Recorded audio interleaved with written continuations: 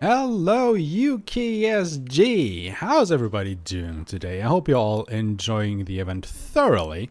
I mean, it's a great one after all, isn't it? Sadly, I can't be there this time around, which is why I will show you this run through space and time, as it is a pre-recorded one for the overnight block. Will we be dancing the night away, so to speak, in Kunitsu-Gami Path of the Goddess, a game that released in July of 2024 by Capcom, no less. You know, the guys that make like Street Fighter, Resident Evil, Onimusha, a lot of others. And now they've made this. This is a neat little game that I think sadly flew under a lot of people's radars, even though it is by a pretty prominent game developer and publisher. So let's go ahead and change that with this run. This will be done on the New Game Plus category, so we will not start from the beginning of the game, well, technically.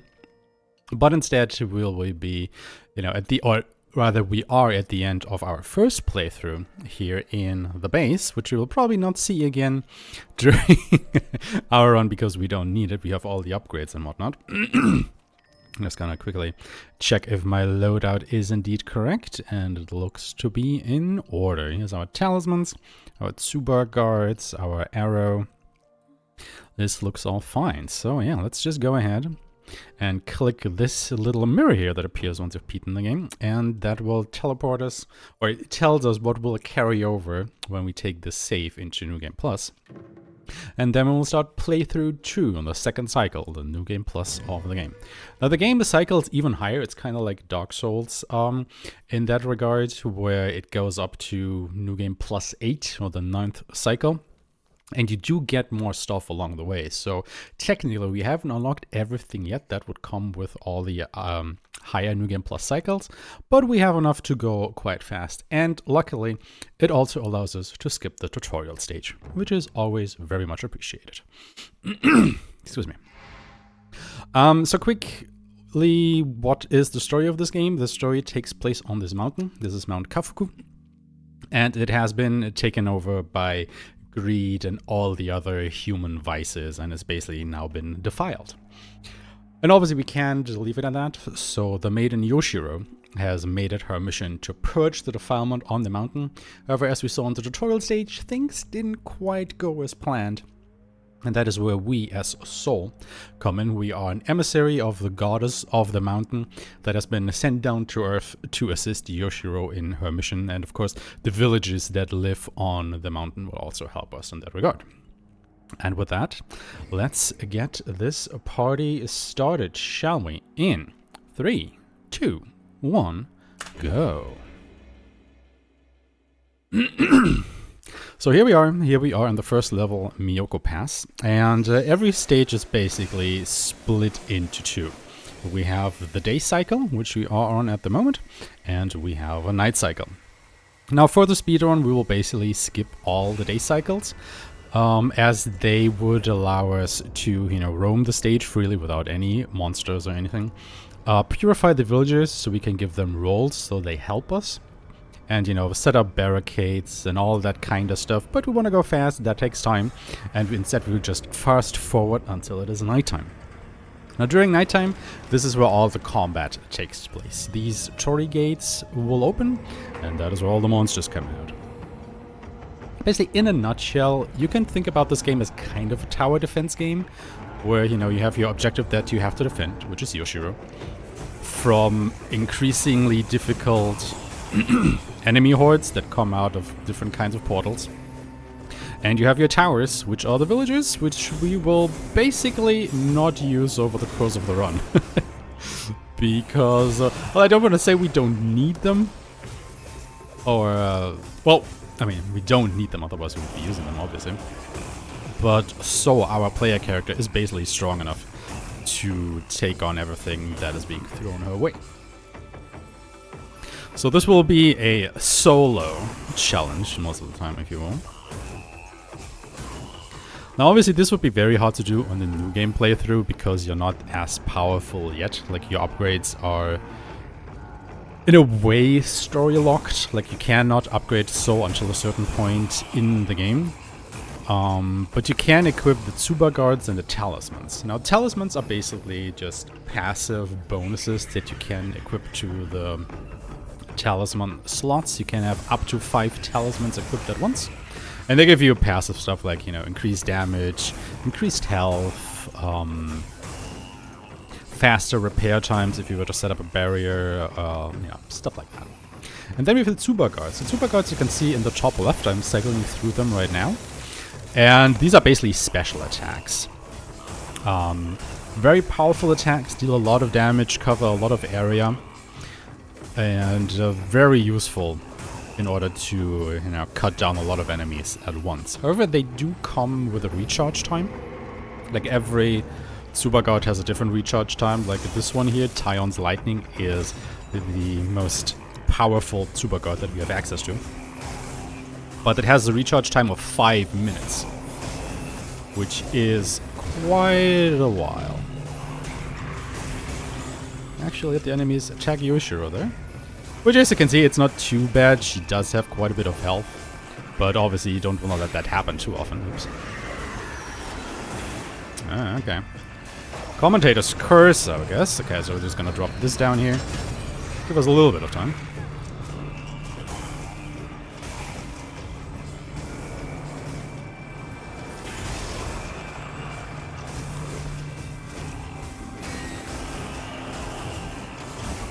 Now, it doesn't really matter that I did a bit of an oopsie there because, again, we can't advance time at night.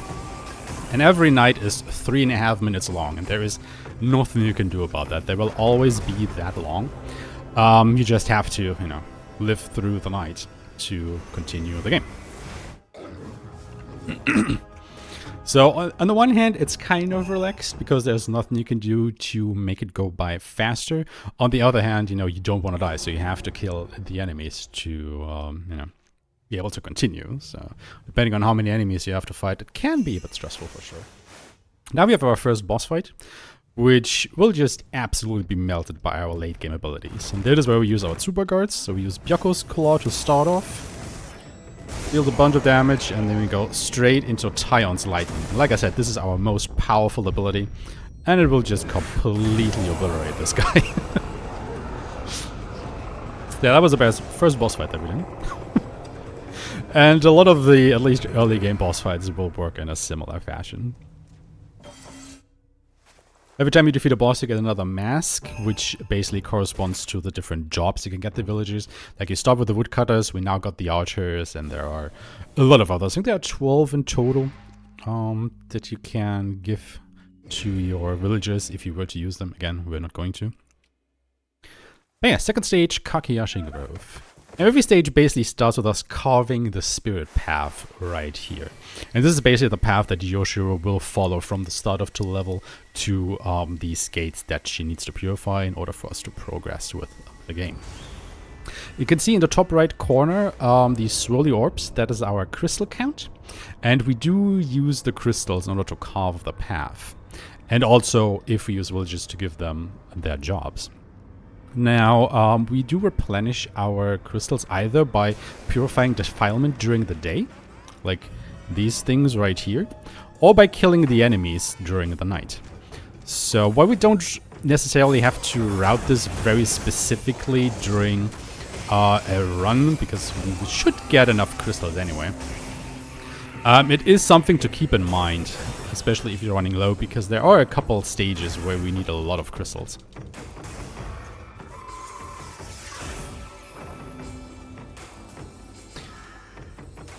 And we do actually have a bow. You saw me use it here against these flying enemies. However, as you see, I'm pressing the button. It has a very slow attack rate. So it's not something that you can just spam to get rid of all these flying enemies. There is a Mazo talisman that allows you to do that, but it doesn't fit into our loadout, sadly, so we won't be able to use that one. However, doing a casual playthrough, it is very powerful, as it really increases the attack rate of the bow by a lot. It might even make it faster than you can swing your sword, which really decreases your damage output, as the sword and the arrow basically have the same power.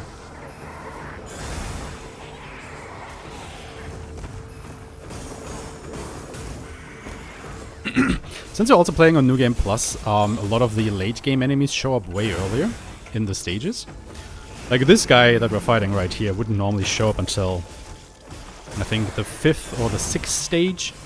And the other two big flying enemies are actually bosses that you first have to fight. And you already saw in the first stage, like the very big Gaki come out, the Daigaki, which, you know, is kind of modeled after the Gaki Nudo, the first boss that we just fought before this level. So they're really throwing everything and the boss right at you from the beginning on the New Game Plus run.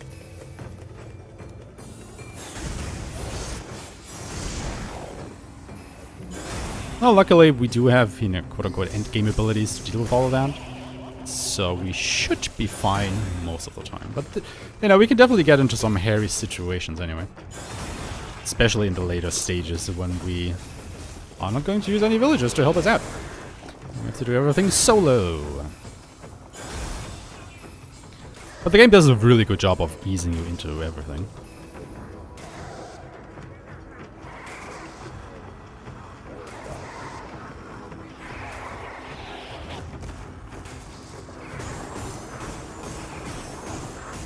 Now what do we do here for attacking? We're doing a 1-2 strike and then a block to cancel the attack combo, to attack really fast. Which also increases our DPS by quite a bit. And another thing is, as soon as it turns to daytime, you saw in there, like, all the enemies that are still out just instantly die. Which is also pretty nifty. Now this is a mid-Cherry Gate, so to speak. We have, or we can try to keep this orb inside the symbol. And if we do, Yoshiro is actually able to recover health. This is the only way to recover Yoshiro's health during a stage. It shouldn't be needed most of the time, but it is nice for it to be there. Now this was the first part of the level. We are now onto the second part. Like I said, you know, every level is divided into night and day, but they're also divided into a first and second area, except the first level, Miyoko Pass, which only has the one. Yeah, then we just advance the time again to make Yoshiro come down the path a little bit. You see actually the white silhouette of her there, and that is actually where it tells you, okay, she will make it to that point during the day. So you know where she will be, you know, during the night, where you have to raise your defenses and whatnot. You can tell her to stop prematurely. We did that actually in the first level. If you think that would be a bad spot for her to stop at, so you can make her stop earlier along the path if you need it.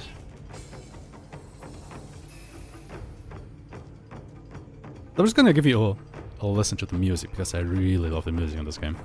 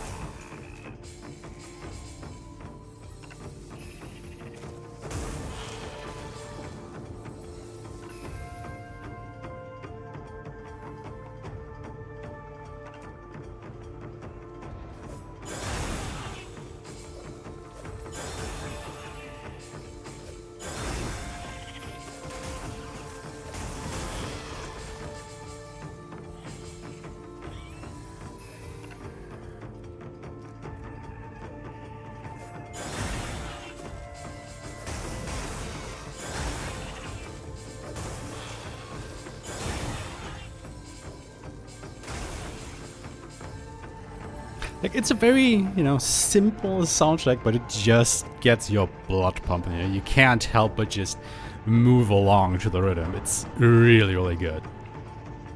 I really love the soundtrack in this game. It's phenomenal. Like, the whole game, you know, is like very aesthetically pleasing. Like, what they did to achieve the game's look is actually they created all of these characters and environments like through traditional methods, not on PC, like with actual materials, and then 3D scanned them into the game. And that is how everything looks very unique, you know, and like kind of otherworldly as well. It has this really interesting quality to it. But it's definitely a bit of a passion, if not to say vanity project that they did here with this game, which, you know, I can really appreciate, you know, for a big developer and publisher to go down this route and not just, give us our typical AAA gaming experience that we all expect nowadays. It's really a neat little project.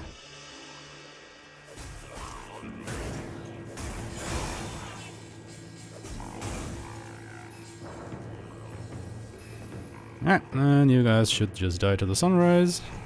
There we go. Nice and easy. Oh yeah, and when the outline is blue like that, you know that Yoshi will actually be able to make it during the day to the gate, so he can finish the level. And not just, stand 1 inch away from the gate and then you have to do another night cycle, which would be absolutely brutal if she would be that close to the gate during the night. Kind of an unwinnable situation, I would say. Okay, we are on to our next boss fight, Kamaitachi.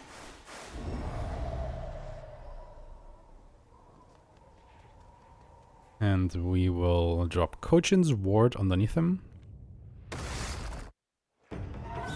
Then immediately go into a Tyon's lightning again.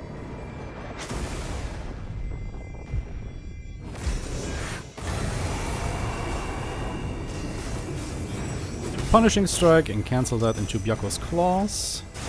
And there he goes. Like I said, we are very overpowered for this part of the game. So all the early game bosses will just completely melt under the onslaught of our abilities.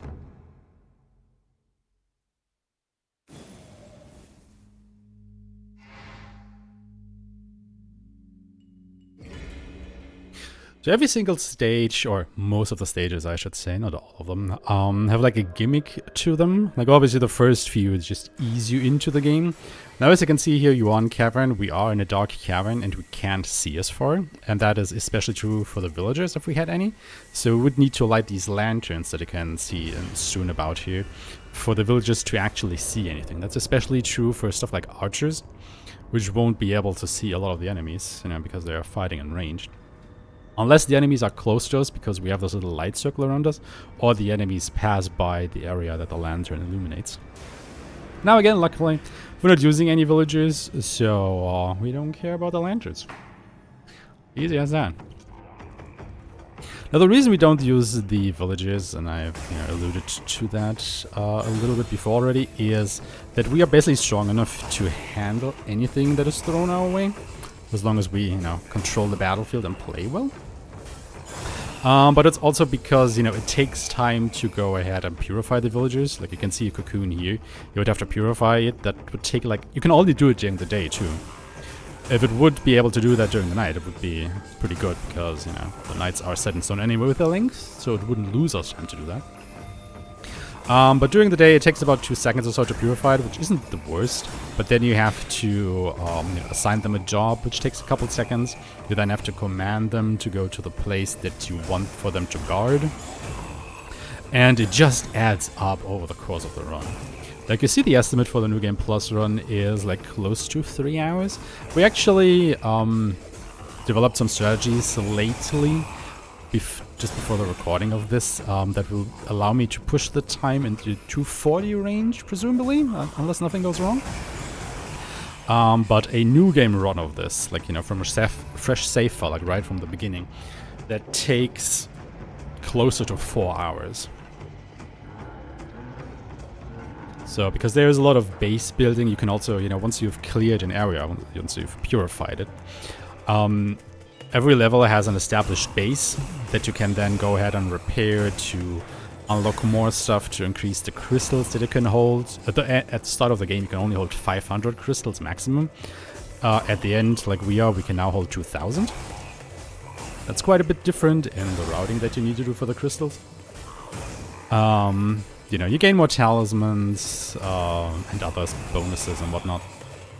So that goes out the window, saves a lot of time. Not having to use the villagers saves a lot of time. Not having to upgrade them as well, or upgrade soul. It's just a lot of things that you actually do not have to do during a New Game Plus. So most of it is literally just carve the path from start to end. And then, try and survive the night alone. Solo. And don't have Yoshiro die. Again, pretty easy as you can see at the start of the game, but very soon things will start to be quite a bit more complicated.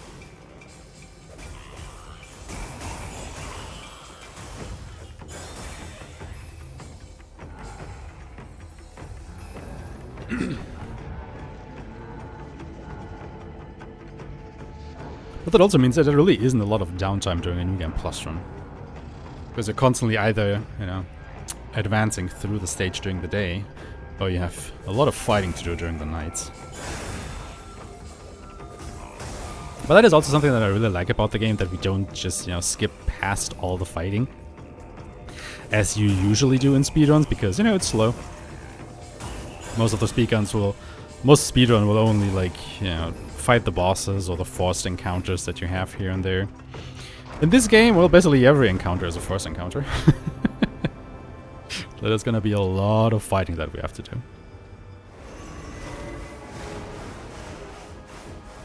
This is really the only downtime we get.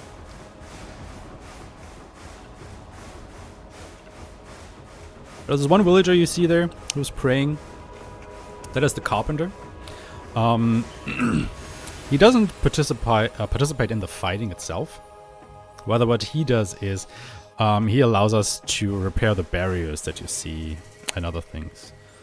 Like you see this gate right here between the two poles.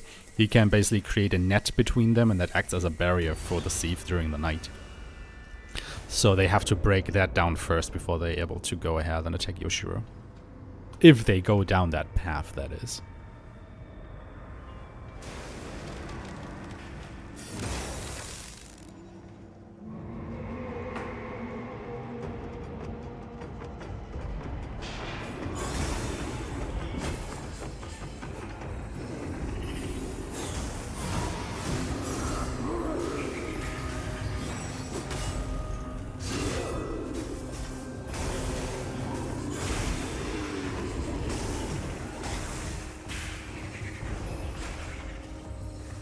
Can you stay here, lady?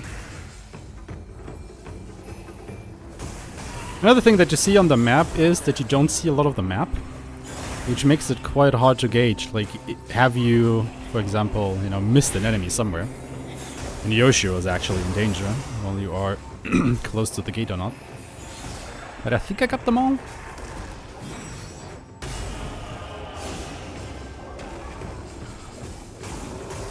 Luckily, she will announce, and you will actually get audio cues when enemies are near her, so you know when she starts being in trouble.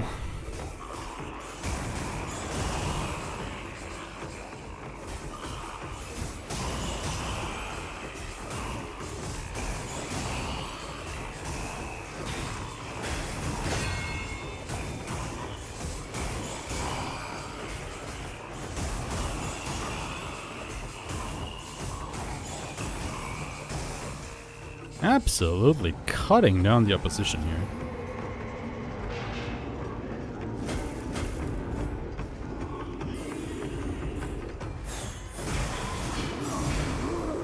Oh, oh.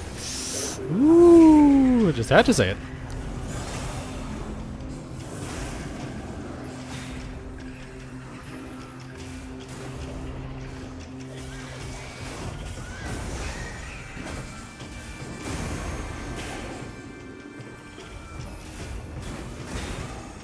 Bit of a tactical retreat here.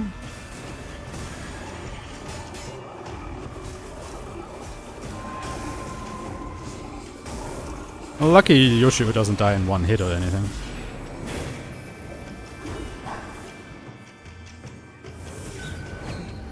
So let's be a little bit defensive about this. Yeah, this shield that we set up is, you know, deflects enemy attacks, but it also damages them when they come near it. Oh my god.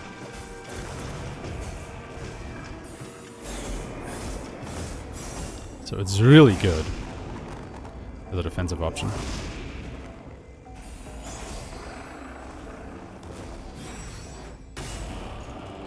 What we can also do is we can use these basins here. These are Chozusha basins.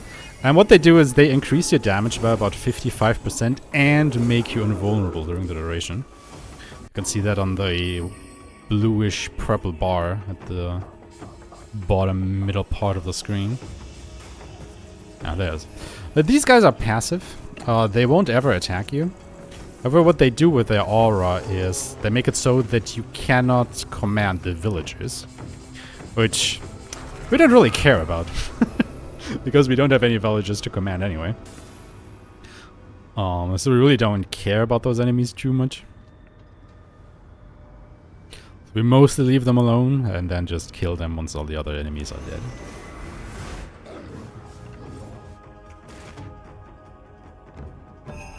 As you can see at the end there with the origami paper cranes, those are the challenges for a level.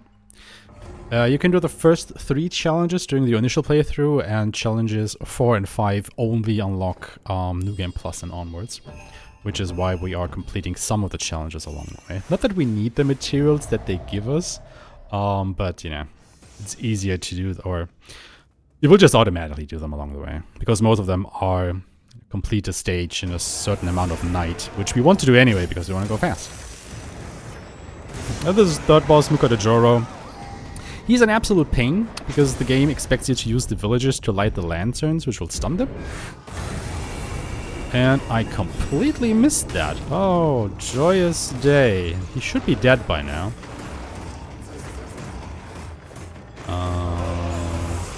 Honestly, it might be faster to just go ahead and do this. It was in a bit of a weird spot there. So let's try that again. So yeah, you can see the lanterns are lit, but as soon as the fight starts, they are extinguished, and then you can use the villagers to light them again, which will stun him and allowing you to do a lot of damage. So let's not miss the lightning this time, please.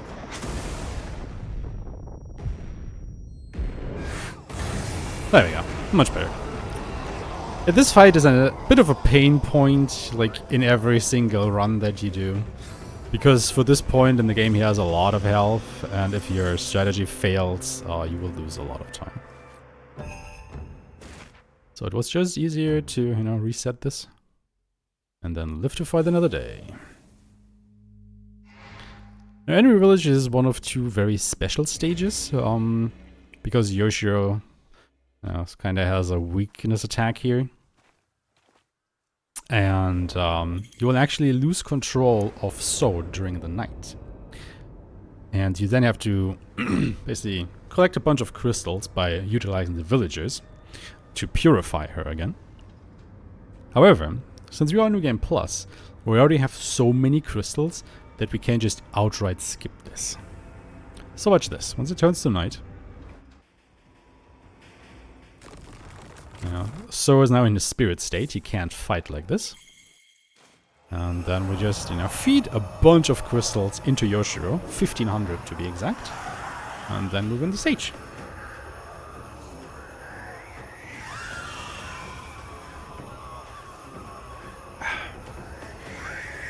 Stay hydrated, everybody. I have my nice little tea here. Keep me hydrated during the run. And that was a level. Now the downside of this, of course, is that we now have a very low crystal count going into the next level, which means we can't actually carve the path a lot.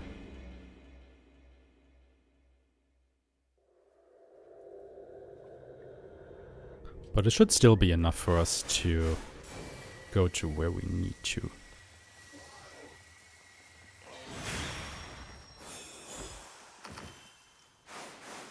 Obviously, this is a bit more of an issue during a new game run of this. Because, your crystal count is, of course, way lower. You can't just carve it all the way to the end. At Okumiyama Passage, this level is also the first level that introduces multiple gates at night. So the enemies won't just be coming out of the main one right here. They will also be coming out of this side one there. So we now have two paths that we basically have to defend Yoshiro from. And as you can probably already guess, this will make things quite a bit more interesting.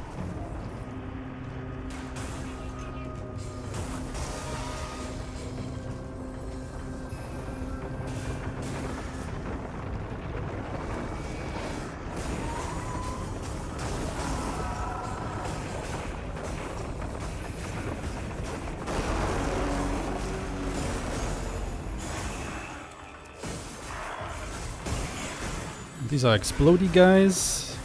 Deal a lot of damage, especially to Yoshiro, should he get hit by it. But they're also dealing a lot of damage to the other Thief, if you can kill them quickly enough. So basically, if you deplete all of their HP, they turn blue, and that is when they don't deal damage to you anymore, but only to the enemies, which is very nice.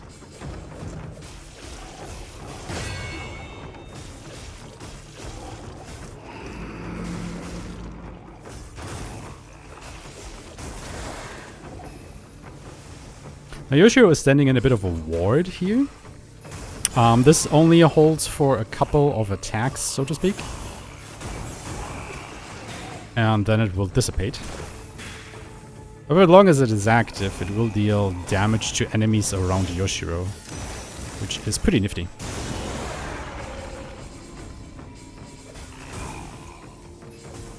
So she has a bit of a built-in defense, as long as she's standing there.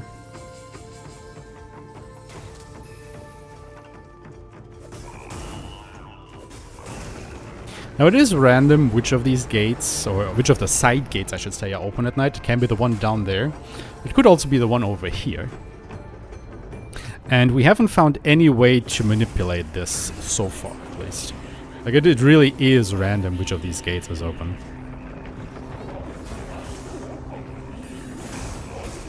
Now these priests, if you let them, like I just did, they will empower all the enemies, as you can tell by the blue flames. So they are faster, they deal more damage, they can take more hits, yada yada yada. So optimally, you do not want to let the priests empower them, but you know, sometimes it just happens.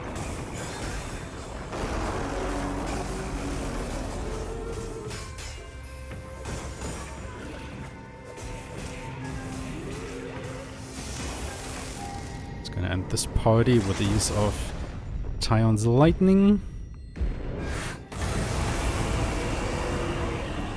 And this lightning strike, or the sound wave, whatever you want to call it, just cuts through all of the Thief like butter.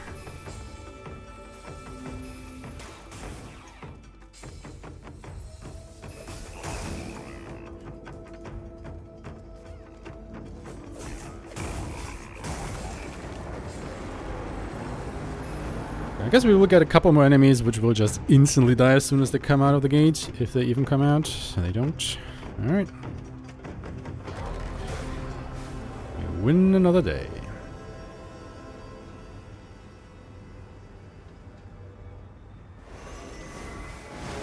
So Yoshiro took a bit of damage, so that is why we tried to manipulate the orb to stay in the middle, so she can recover health for the next section.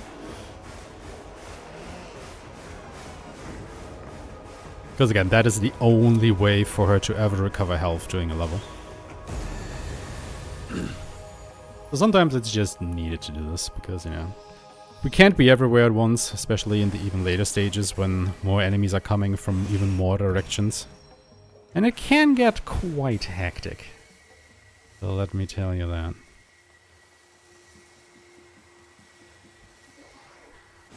The most important thing, of course, is to make Yoshiro travel as far as she can during every day. Just to cut down on the amount of nights that you have to live through.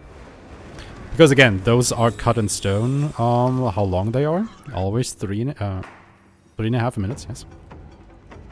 So if you have to take one more night, that's already 3.5 minute time loss. We don't want this.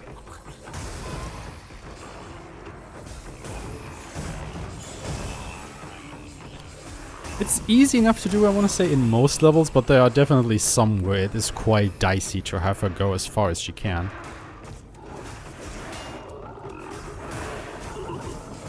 But we'll get there when we get there. See, now he's turned blue, and even if I stand in the explosion, I don't take any damage. It will only damage the enemies.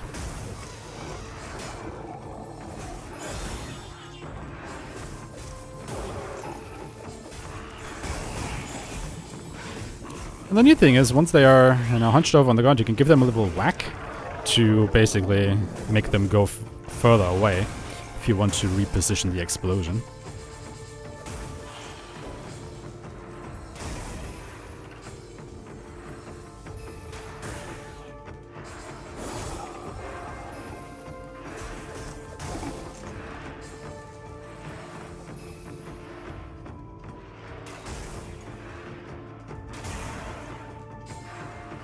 Another neat thing is that all these special enemies, like these guys, give you a distinct audio effect, so you know when they're coming. Whereas the Gaki, like the little crawly guy right here, they don't give you any audio indicators because they're basically the normal foot soldiers of our enemy. So you basically should know that they are always coming.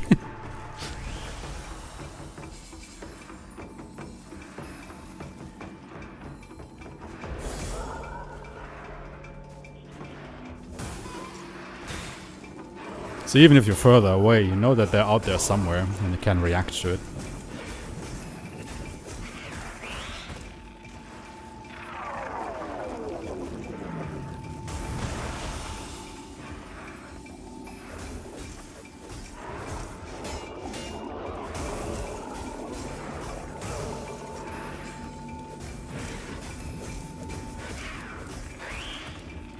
So obviously I want to try and collect as many crystals as I can here, because our crystal count is quite low. And I still need more crystals to be able to carve the path to the end of the level. We're not quite there yet. So I want to try and kill as many enemies as possible. And that means spawning as many waves as possible. The waves in this game, I want to say a bit weird. I'm not completely sure still how they work. But in the most general sense, a new enemy wave will spawn once you've defeated every enemy from the previous wave. But sometimes they are also timed, so even if there are still enemies alive, the next wave may spawn at a certain point. So it's a bit of a back and forth on that. Obviously, I could just leave one enemy alive at the end of a wave to delay the spawning of the next one, but again, I need the crystals, to be able to carve the path or anything. So you are definitely incentivized, or, purify the defilement here, to kill the enemies to be able to progress with the game. So it just all neatly ties into each other mechanically, which I really do appreciate.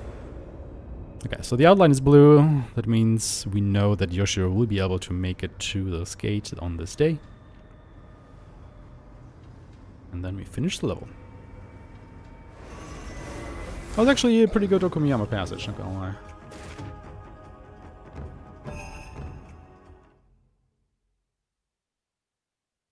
And then we are on to the next boss, Tsurubu Otoshi.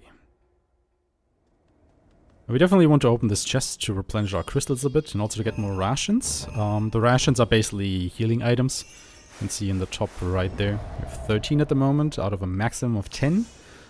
Now the maximum of 10 is more like a soft cap. You can hold more than your maximum. However, if you go to the next stage, anything that is over your maximum disappears.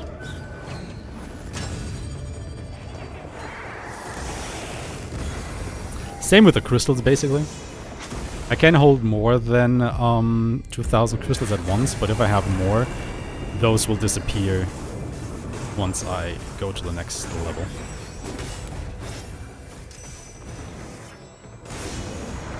Oh, you're not dead yet? What? Who allowed you to live? There we go.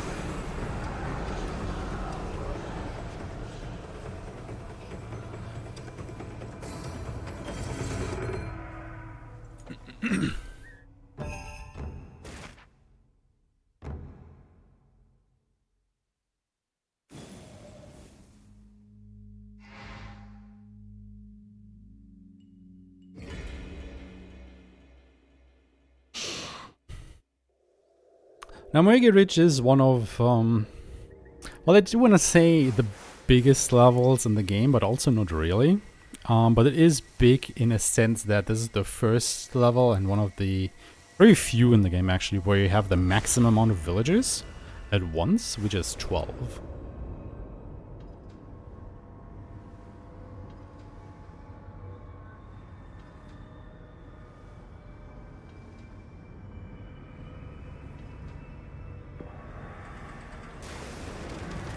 And, since you can have so many villagers at once, well, the game expects you to have them. So it's gonna throw quite a few enemies at you.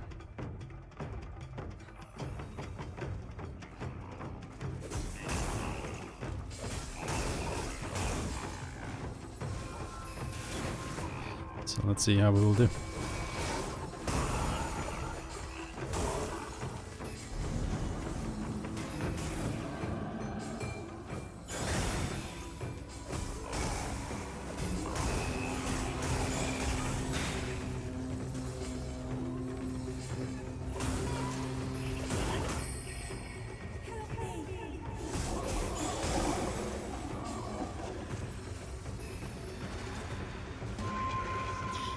Like, and now we are defiled. This is the state where we can't give commands to the villagers, but yeah. Don't really care. Oh my god. Can you stop?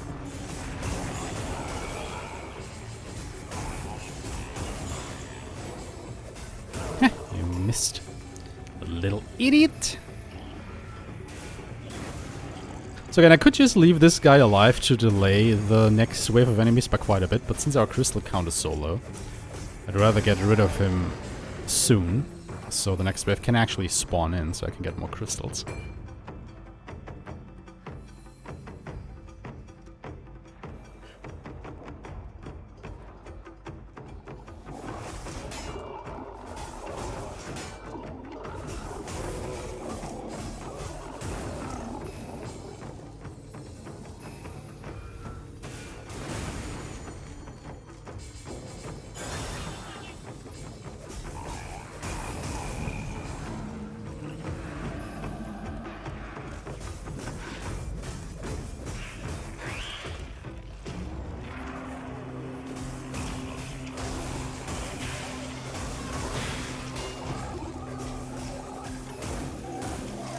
Another reason why the crystal count is actually pretty important is because of one of the talismans that I have, which is the Sacred Shamagushi.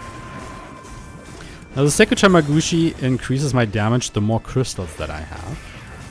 However, it acts a bit weirdly in that regard. Like, it's only really working for my sword strikes like this. It doesn't work for when I use my super guards. Or the punishing strikes, which happen when an enemy is staggered, and I do this very damaging attack to them. It adds very little damage to that, but it almost, or it can double your sword strikes, which, you know, is quite an important damage increase, obviously. However, to get that 100% increase, you need to have 1500 crystals on you. Otherwise, the increase will of course be smaller than that. I think you get a 20% increase at like 400 or so, and it starts scaling from there. So by not having a lot of crystals, I tremendously... I have a tremendous reduced damage output. Which can definitely, you know, be noticeable against some enemies.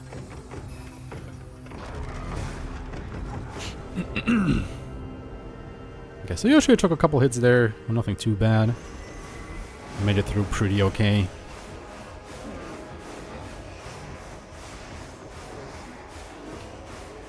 The second half of the level, I think, is the first time that we will have 3 gates open at once. The main one and 2 side ones. That is about the maximum amount of gates that will ever be open at the same time. But Jill, let me tell you, it's more than enough to keep you occupied.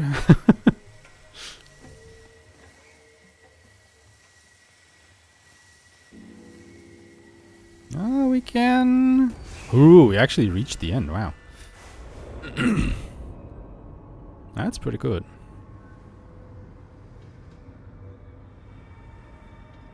Like, obviously it doesn't matter too much, you know, when you carve the path to the end, as long as you carve it further than Yoshi was actually able to travel during a night. So you don't lose out on travel time. Because you have to carve it anyway.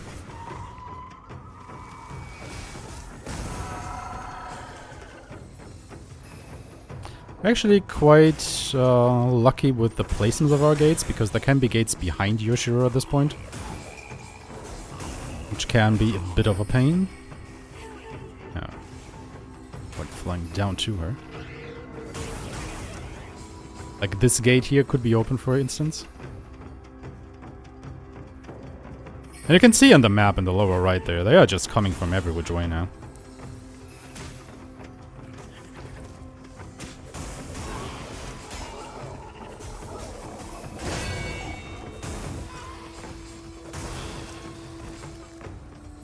I just have to be kind of mindful of every direction. And which enemies come from which direction, and which ones you want to prioritize.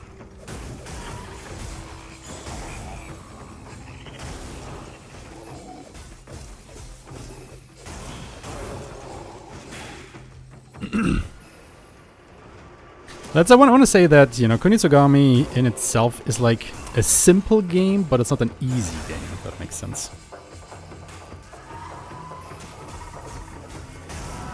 Because you have to be aware of quite a few things at once at all times.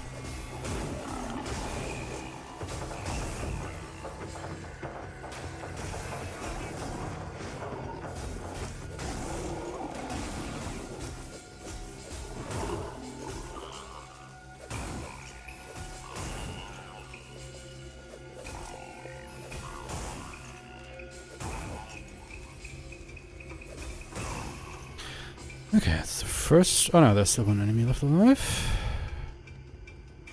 Oh yeah, it's the first wave done. Can you kind of hear this audio cue?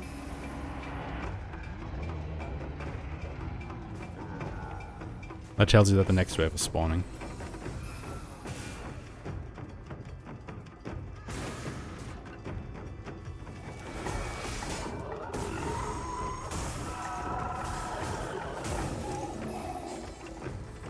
Also of note is that So, our player character, actually has an auto-heal mechanic. So he's just constantly passively regenerating health. Which is why we don't have to use a lot of healing items. Not that it matters too much because they're easy enough to get. Like before every boss fight in that chest where there are a lot of crystals, there are always rations as well. And during the day, you can purify the animals that you see roaming the stages, and they will also drop rations for you. Shouldn't be needed to do that during a speedrun though. The auto healing should be enough to get us through most of it.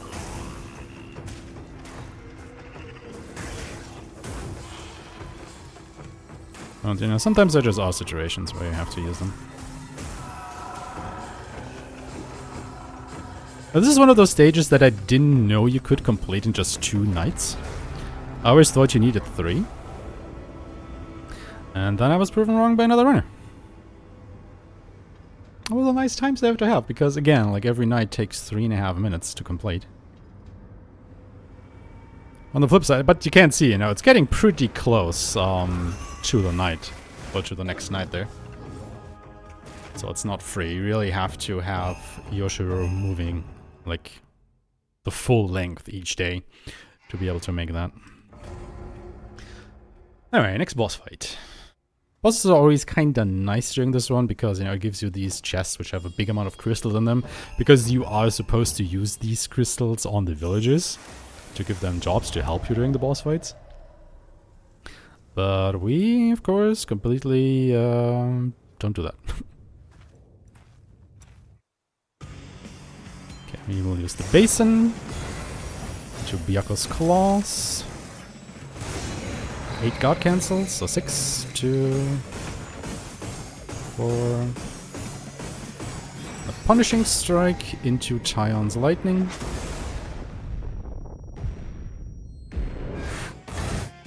And the fight's over.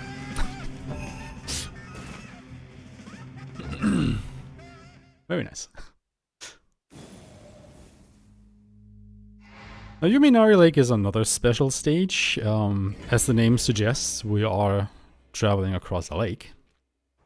That's quite different from the other stages we've done so far. So we have a boat ride ahead of us. Now, the boat rides are special in that, yeah, obviously they're very different with the ground that you have to walk on, but they also have double the length of a normal night. So instead of 3.5 minutes, a boat night takes 7 minutes. But after that one night, the stage is already completed, so it has its ups and downs.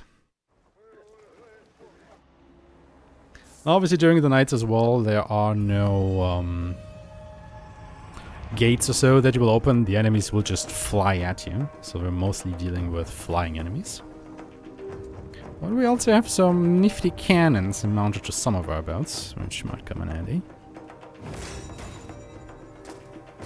These are also the stages where you kinda want to have the crow-built Tengu talisman. That's the one that I alluded to earlier, which dramatically increases the fire rate of your bow to deal with all these flying enemies.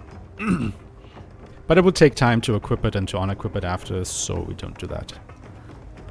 Also, a nice little feature here is that the crystals that fall into the water, they will already automatically get added to my total, as you see here.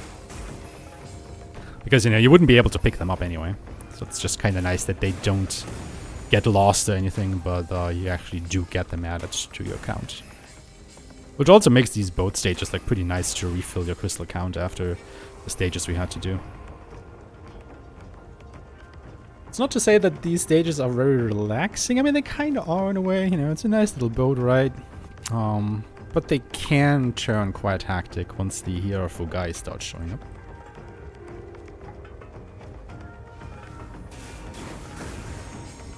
And I can already see them on the map. The hero Fugai are these platform thingies that the other Thief are riding on. So they're basically like transform boots, or transport boats. Oh my god, no, don't do that. Now you can use either the cannons or the Oxalis shot here, which explodes.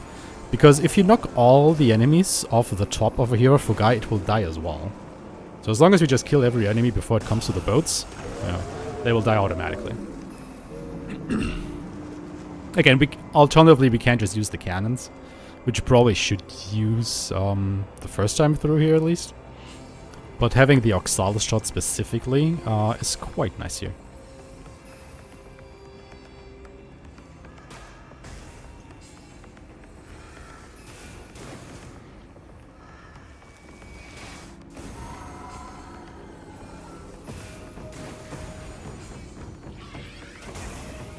Ooh, getting very close. Oh yeah, otherwise just, you know, use the cannon. Also works pretty well. That's what they're there for anyway.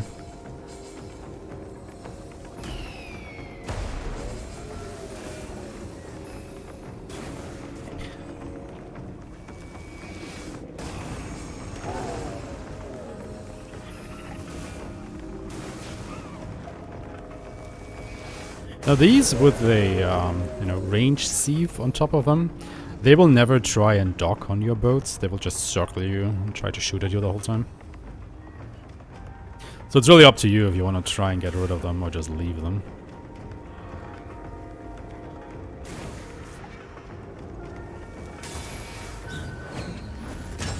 Put this down again.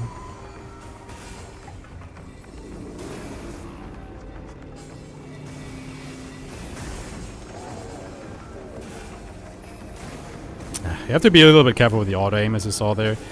Because I didn't think there was another flyer there, but there was. And every time you use the bow, so heavily prioritizes flying enemies.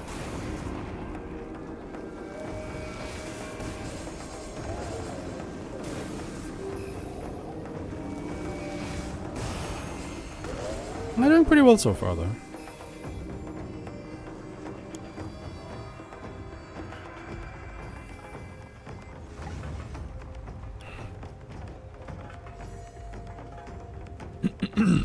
Yeah, you can see the cooldown on the cannons, like when they have this little icon on top of there.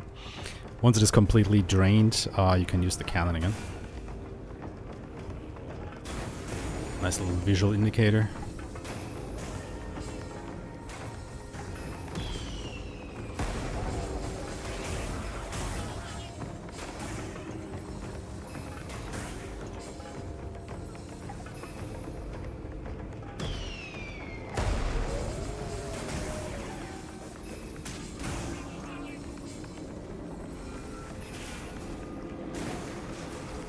Yeah, that is not where I wanted that shot to go. I wanted it to go over here.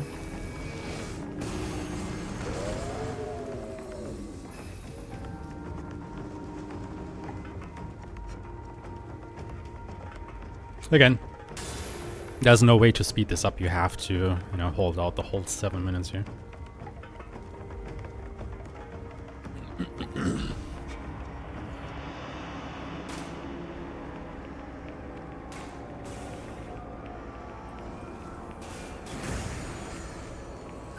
Drop another Cochin's Ward. Should keep the flyers busy while I deal with the landers.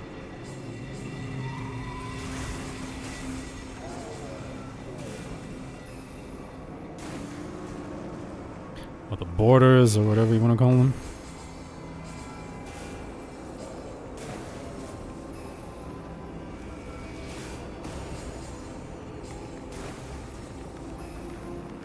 This guy actually... Ooh.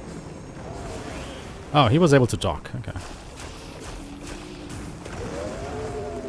I still managed to get rid of them pretty quickly.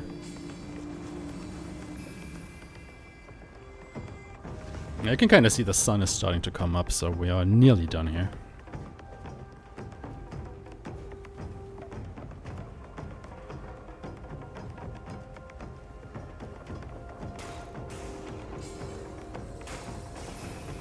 Yeah, I shouldn't have to worry about any of these anymore. It should just all die to the sunlight.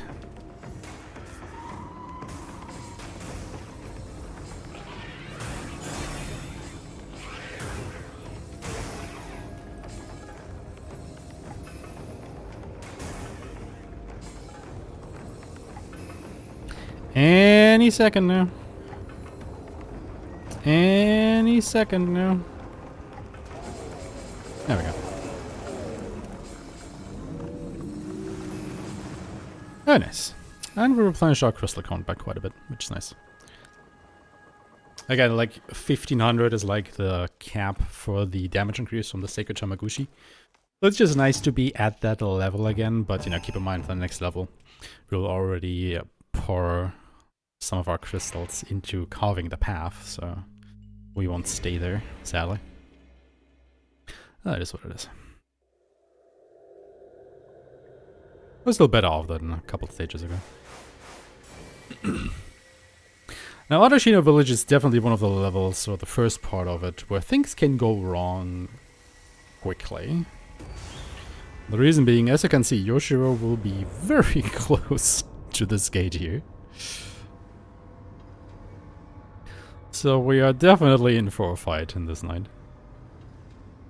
And this is like a running theme during this one as well, where the first part of the stage can be quite a bit harder than the second part, funnily enough.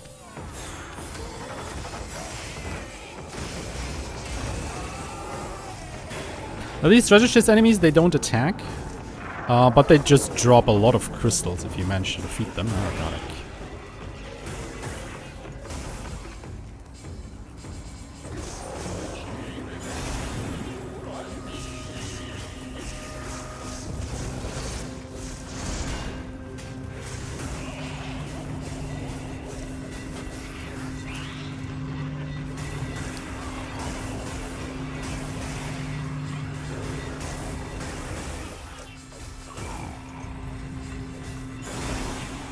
We're actually a little bit lucky in that we got the gate to the north as the second one instead of the one to the south.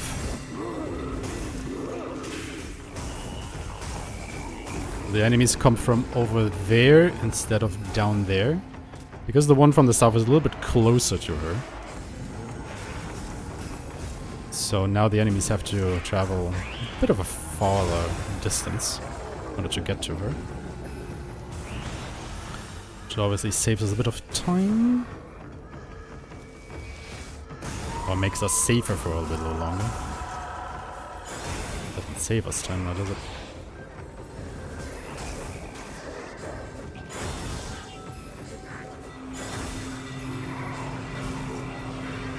Still gonna drop this on her though, just to...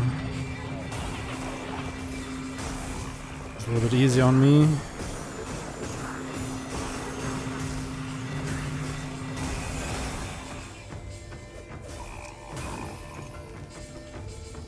But also, because I'm pretty good on crystals, I will delay the next wave a little bit.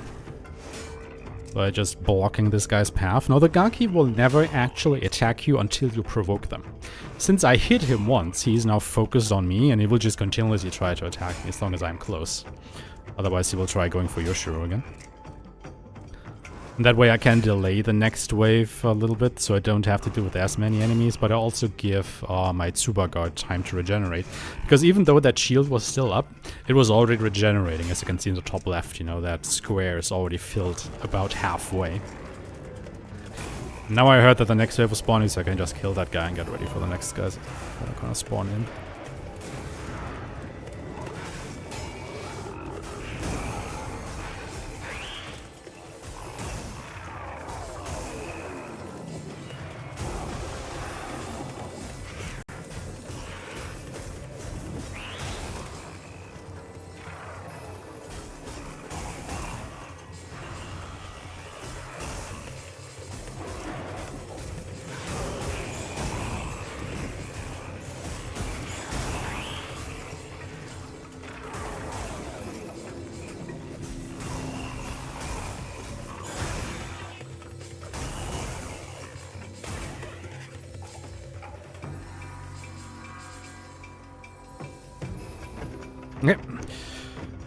That actually was, that went pretty well. That went very well, actually. But yeah, I think it was the first time in a long while since I had, that I had the enemy spawning from the north gate instead of the south one.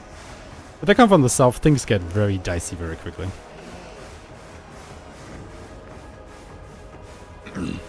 So that was some good marathon luck right here. Good to see.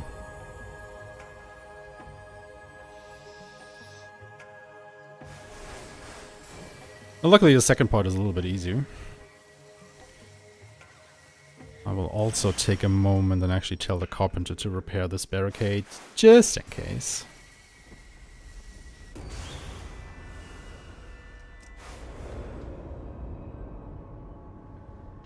You can see him work there.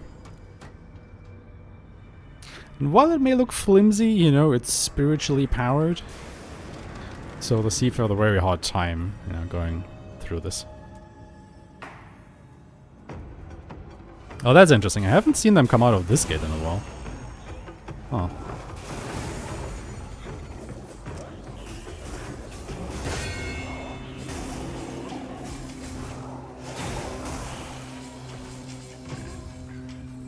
I guess you can imagine, it changes the dynamic quite a bit, which gates the enemies come out of. Which, you know, also keeps the run fresh, right? Like, it's not always completely the same. It is to a good degree, but, you know, there's, like, small variations to everything. Which keeps things interesting. Oh my god, can you not?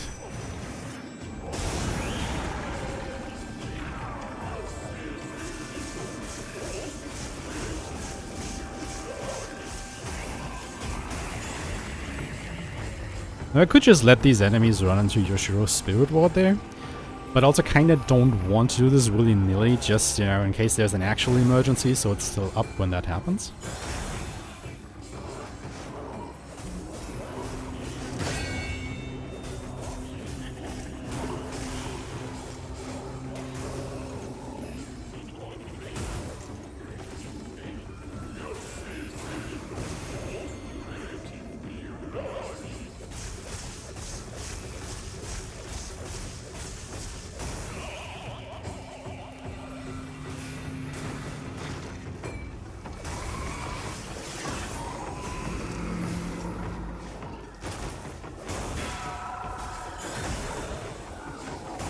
Like, for example, you know, at the moment I'm really tied down with these enemies.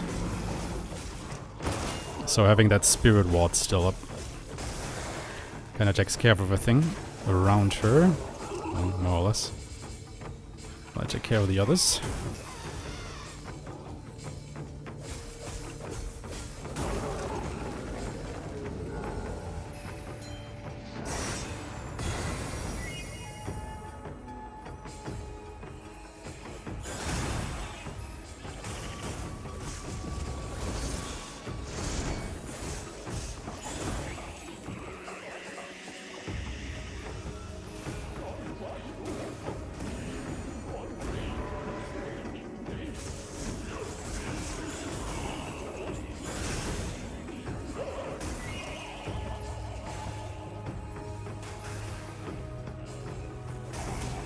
Okay, the Spirit Ward is broken.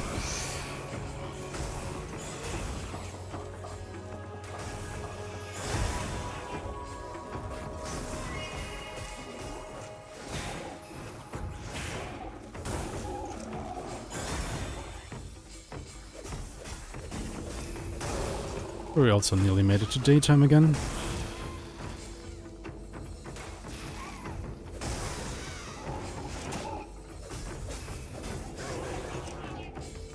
These crystals, and then we are done here. Again, Yoshiro took a little bit of damage, which doesn't really matter in the grand scheme of things. It's a resource to be used, just like your health bar.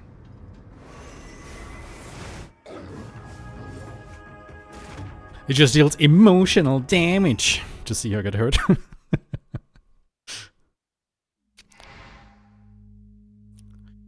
Now, the Moonsuka burial grounds are actually, you know, quite a reversal on the usual during a normal playthrough, because in this stage you actually do not get any villagers to help you.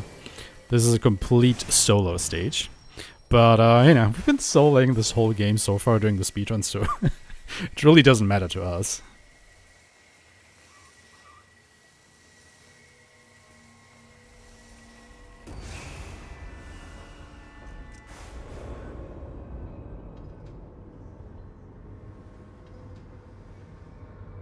We'll just carve the path, advance the time, and then do the usual.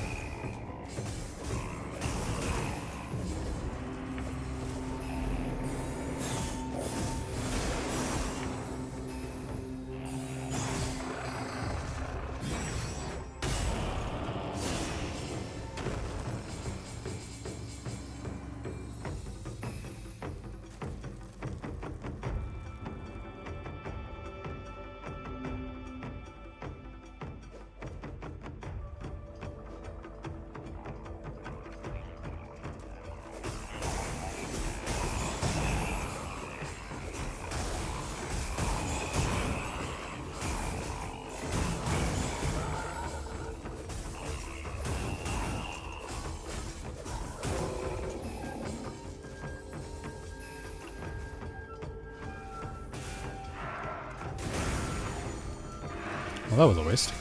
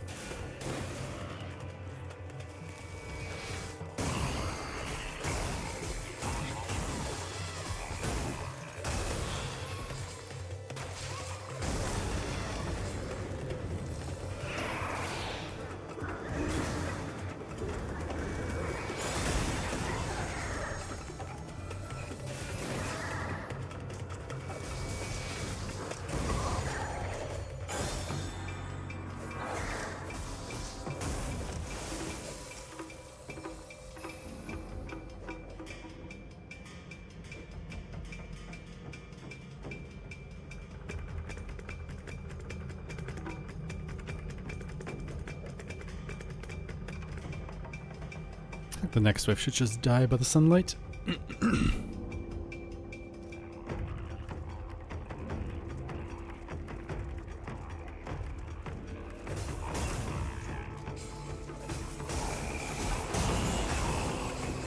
we go.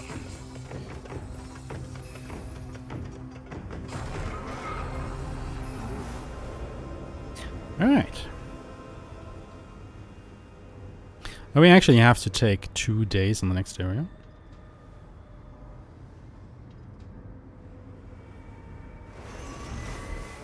Which I think is the first time in the run now that we will have a 3-night cycle for a stage.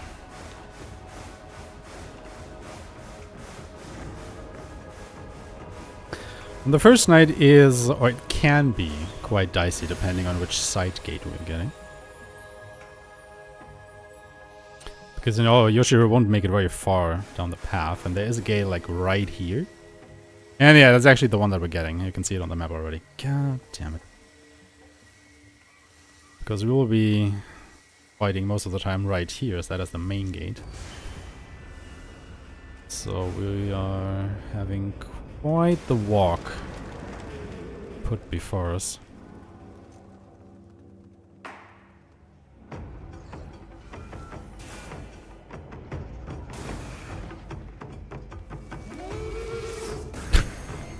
He fell down.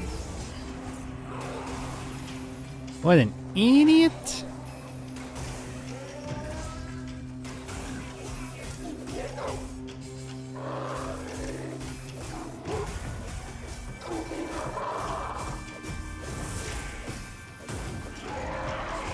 Okay, he's dead, so we now have to hightail it over to Yushiro because she's starting to be under attack. So you can already see. Yeah, there they come. Now, luckily, she has that spirit ward there. But, you know, it only holds so much. Let's have all these guys I have to contend with.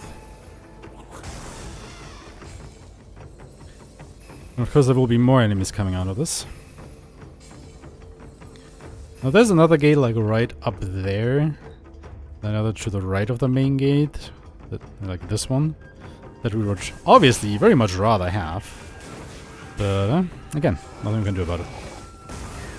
It is random. We just had to have stupid RNG.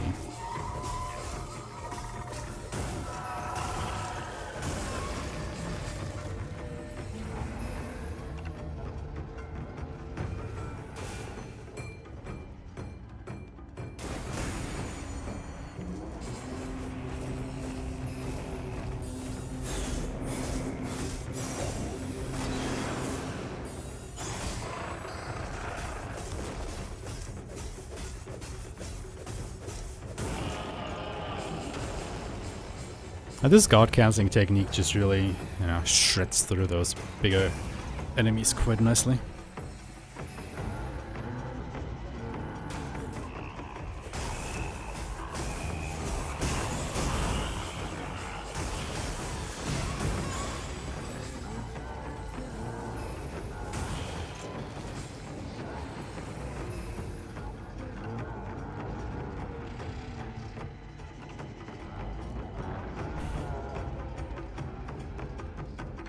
Ah, you know what? Might as well go ahead and grab the basin real quick. Like the basin, you can use it once per night. So if you just need that little bit of a, you know, damage increase and invulnerability, it's nice to grab it. It's not like you're losing anything if you do it. Instead, you're definitely losing out on a resource if you don't.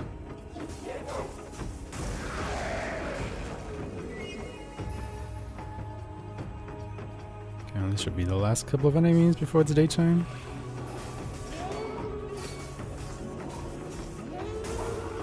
Like I said, Yoshi won't be able to traverse the whole distance in a day, so we'll have another night here. Hopefully with a different gate. But I guess we'll see.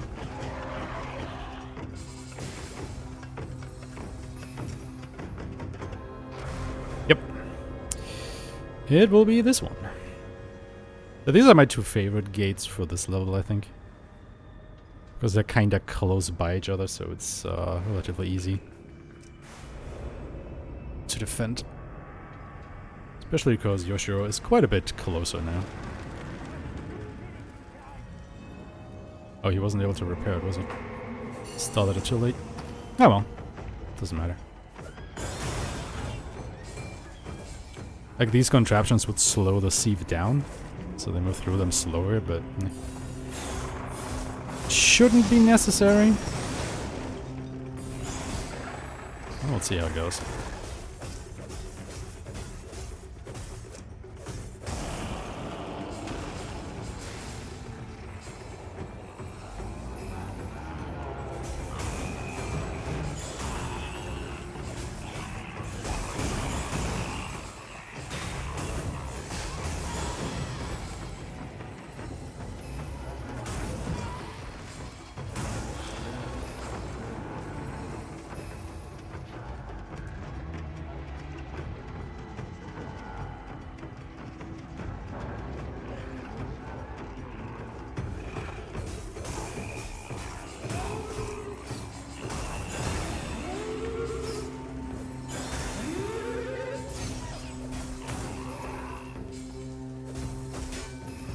Somebody has played Tekken quite a bit, doesn't they?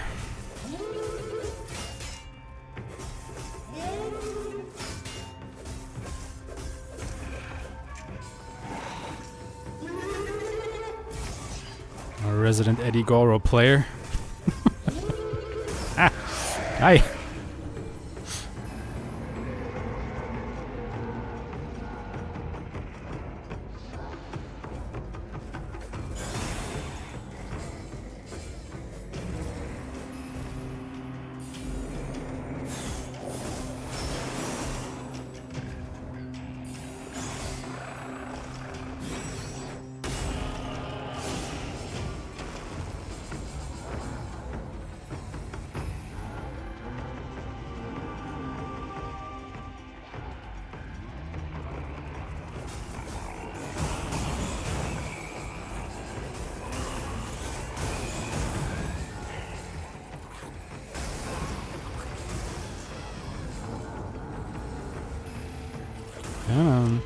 Like, I really don't like these guys when you just hang out in the gate, because they're invulnerable as long as they have this red glow to them.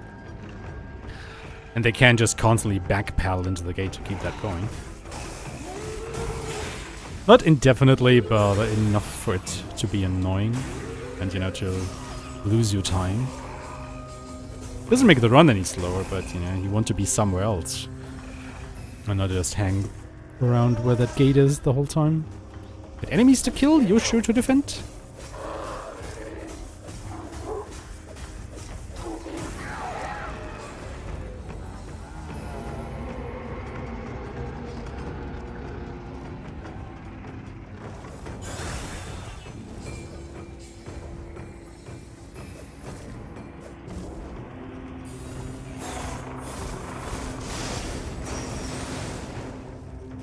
I think he just died, yeah, sunlight. Okay, cool. We made it.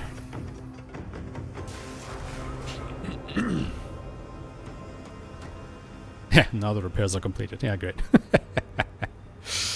You needed just a little more time. Oh well. Whatever.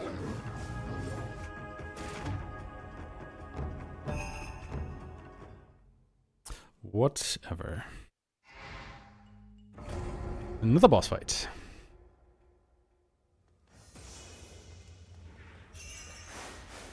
This will be a one-on-one duel.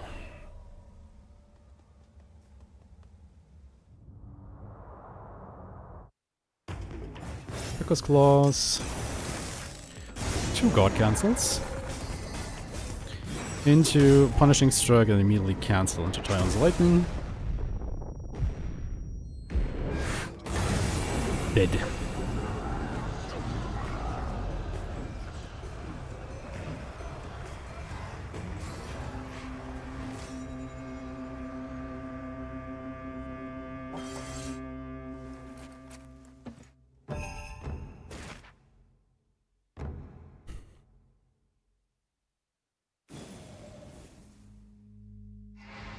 Yeah, the boss fights in this game really are just, you know, blink and you miss it.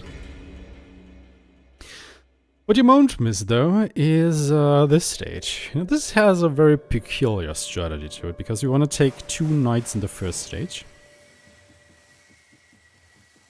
And the reason for that will come apparent once we get to the next one. So we'll just carve the path up to here, and then we will already advance the daytime.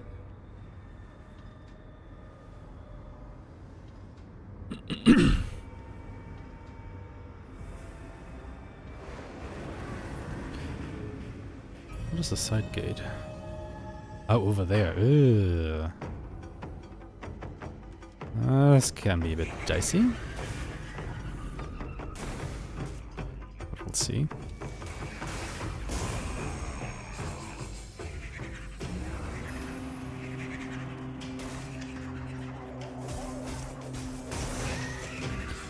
Because in this level, Yoshiro's health actually matters. Not so much in the first half, but definitely in the second half of it. So you should try your best to defend her in the first half, because at least you want to try and get to the second half full health on Yoshiro after healing her.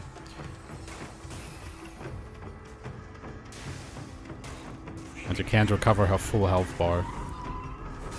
She gets damaged too much.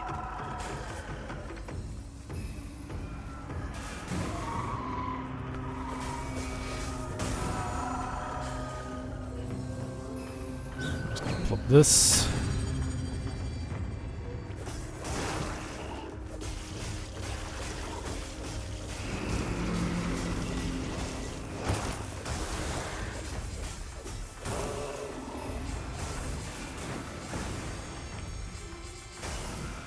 Actually, he's doubly protected by the Spirit Ward and also by Koshin's Ward.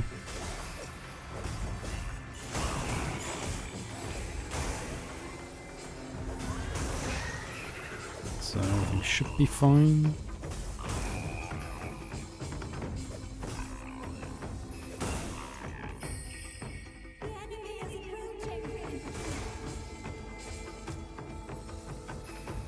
Okay, we're good. Which means I can take my time with these two to try and stall a little bit before the next wave comes. To try... Ah, okay, it's already spawning. Never mind.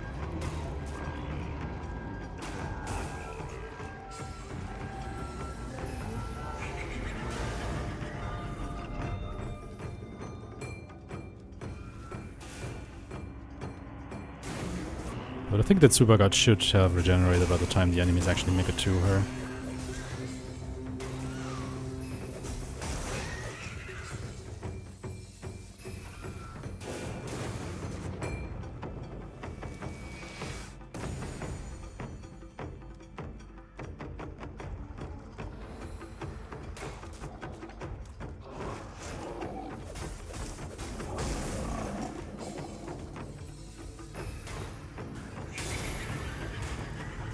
Probably technically not needed to pop this, but might as well.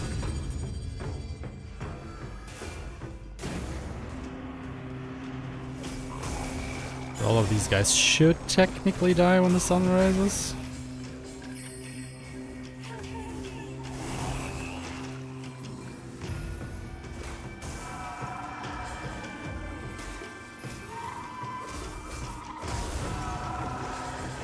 And there we go. Nicely done.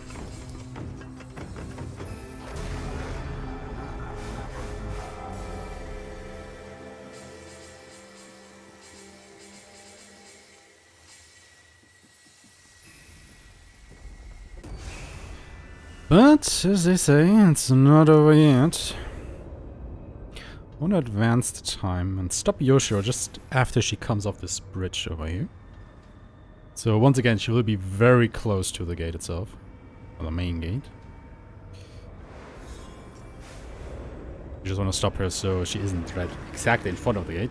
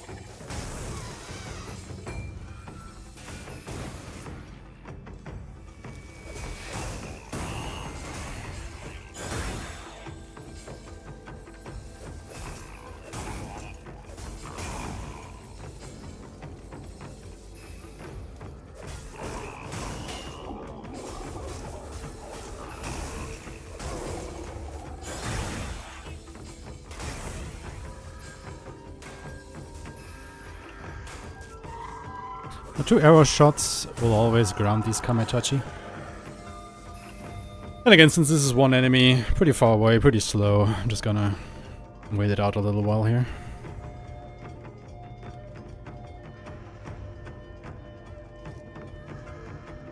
Just to delay the next spawn wave a bit.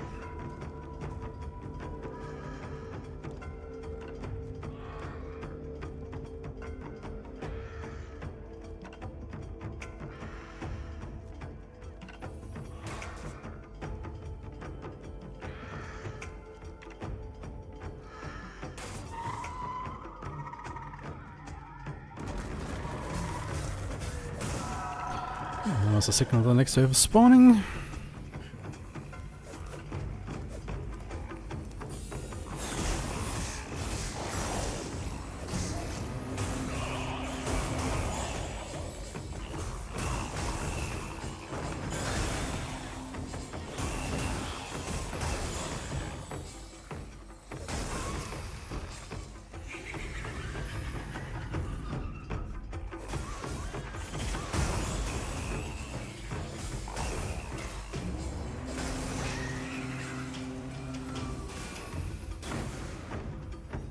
Not the direction I wanted to shoot, but I guess it is what it is.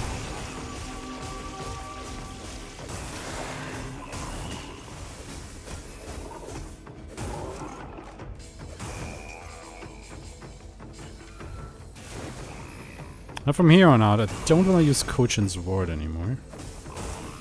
So we'll need that in just a moment.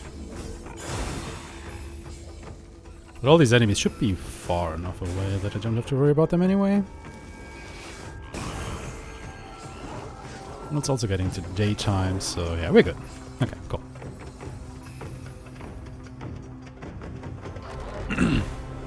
Okay, so we take 2 nights in this area to be able to heal up Yoshiro as much as we can, because we need not all of her health in the next area, but the more she has, the safer this becomes. Because there will be 2 bridges that you usually need the villagers to repair so Yoshiro can cross, because she has to go through these toxic pools. And she will die if you don't have the bridges. However, we don't have the villagers, so we don't have the bridges. So what do we do? Like, right here. Well, we have Kochin's Ward. So I can just advance the time here. Let's go show us about the dip. She won't die immediately, but she will take consistent damage, and since she moves so slowly through this, she would just die. Instead we can drop Kochin's Ward, and we're fine. And we have to do that one more time here, but that will be on the next day. Because she won't be able to travel this far. She will stop like in the middle there.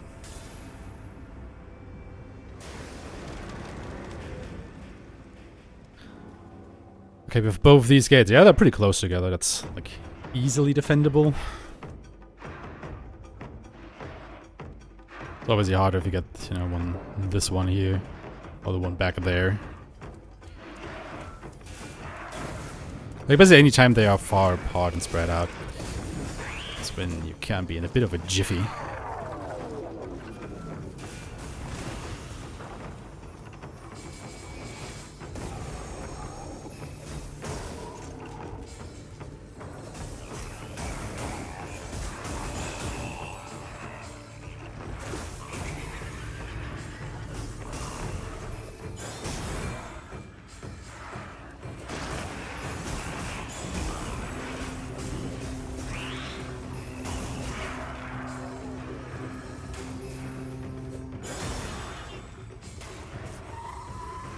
But like up that they're also so far away from Yoshiro that it takes them quite a while to even get there.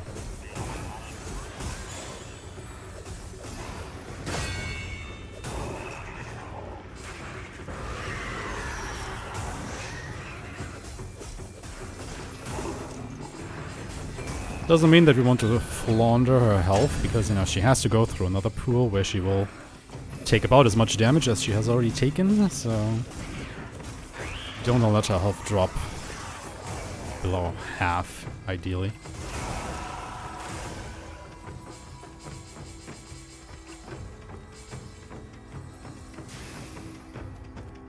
There are a few stragglers, which are actually completely passing her by. Yeah, sometimes the AI pathing can be a bit wonky. They will just go back all the way to the entrance and then circle back here. So again, I will just take this opportunity to, you know, wait it out a little bit.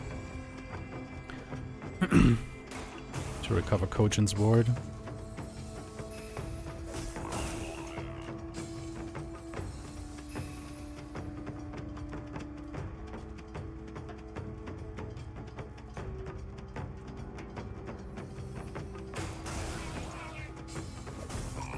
Wanna play?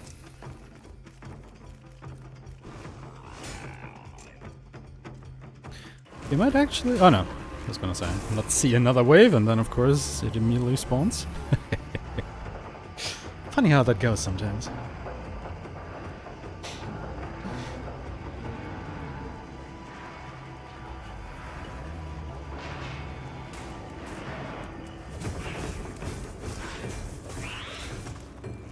I probably don't have to deal with the whole of this wave.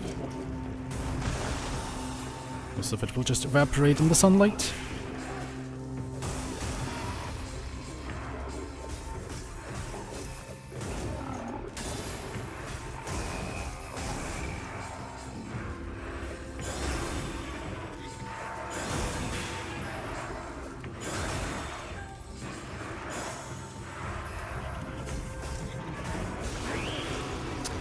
There we go. Grab all the yummy crystals. Actually, one big one's over there as well. And then we just have to do our little trick here one more time. Wait for her to approach the pool. I drop Caution's word. And we're good. Yeah, so she takes about half her health, a little bit more damage. So you have a little bit of a wiggle room should the enemies be able to, you know, break through your defenses and attack her, but it can be a bit dicey for sure. Anyway, next boss fight. Now this one was really a pain until we figured out a good strategy for him, because he has a lot of health as well. So let's do it.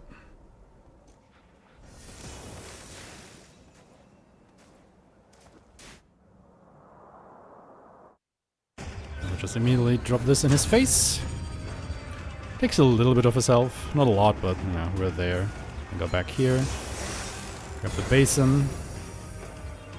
Go back. Tion's lightning. Then we go for 16 guard cancels or so.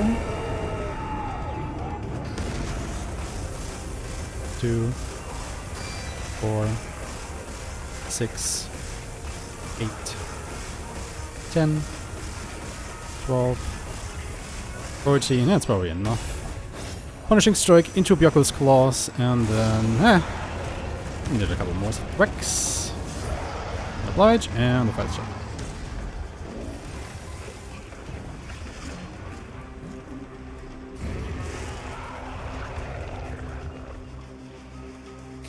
Pretty good stuff.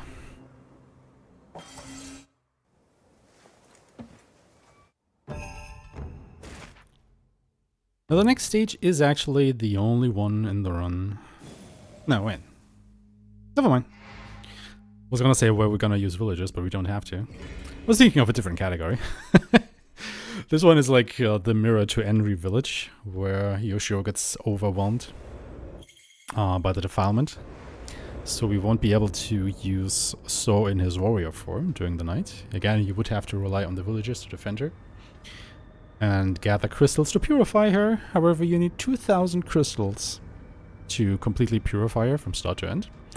And look how many we have. What a coincidence. So just fast forward the night. And then immediately start purifying. Again, it takes exactly 2,000. We have 2,000. So, we win.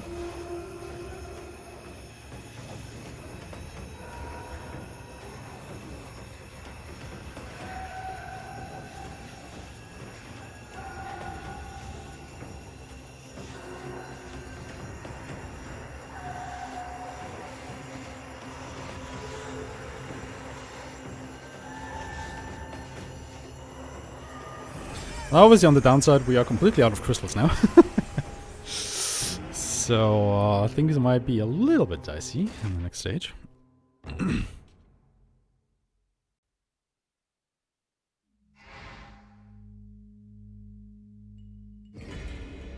Especially because this one is basically a disguised boss fight.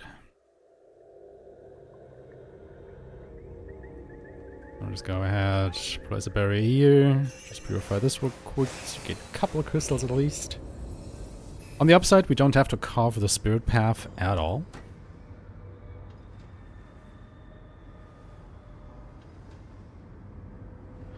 Actually a waste to do that here.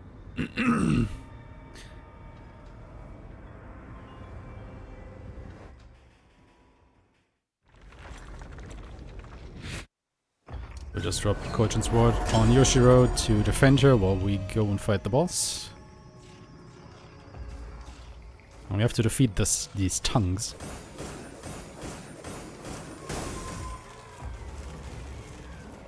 They're all around the place now. Yep.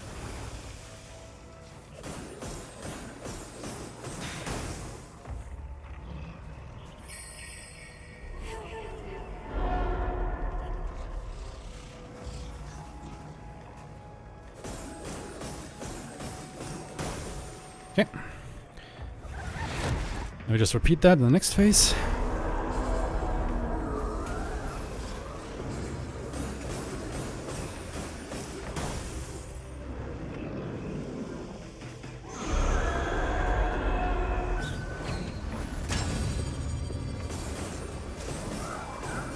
Just gonna protect us against this little tree spirit that's trying to hit us. Because she deals a lot of damage. Holy crap. Gotta be very careful. He can one-shot you. And now we are in the proper boss fight.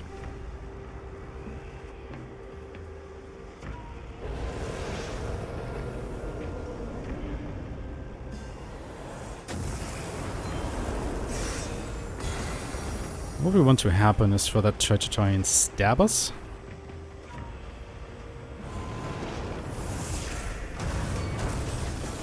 Then we can try and attack these tongues.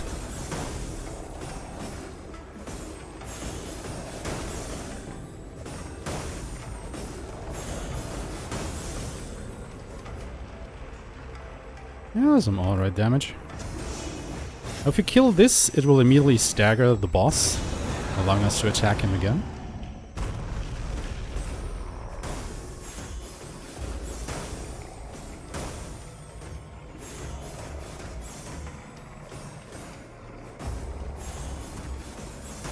Luckily, you don't have to, I don't know, specifically hit the tongues. It's enough if you hit the body part that they are coming out of.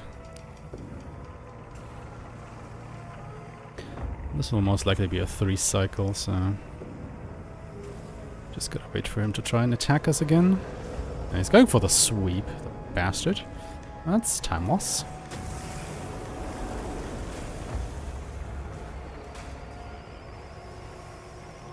Come on. Do the stabby stab. He's going for another sweep. Oh my god. Gotta protect Yoshiro then. There's really nothing you can do here. You just have to take the time loss if it happens. Let's wait for him. Oh god. It's calling her. It's taking so long.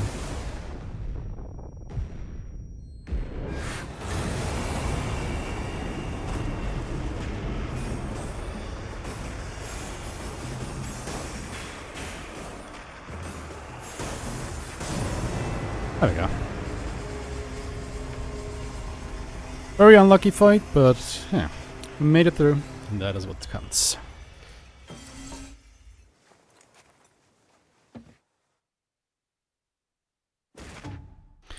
Like, you can clutch out a 2 cycle in this fight, but it's very, very precise. So most likely it will be a 3 or even a 4 cycle. 3 should be fine. Anyway, Cobra Valley. This is the second boat stage.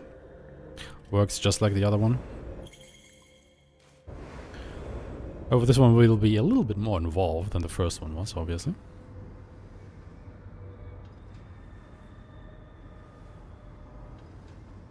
But first of all, we advance the time again.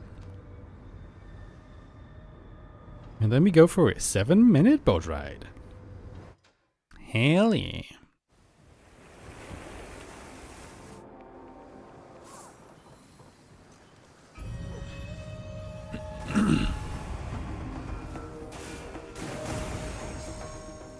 As you can see, this time we have quite a few more boats, quite a few more cannons, and also lightning strikes.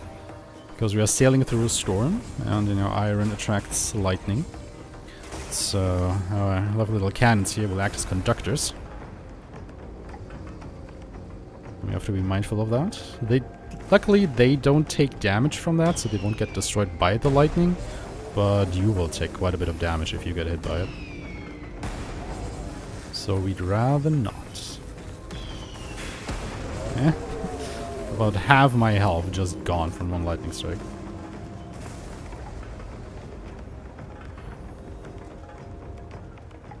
So you do have to be a little bit careful here.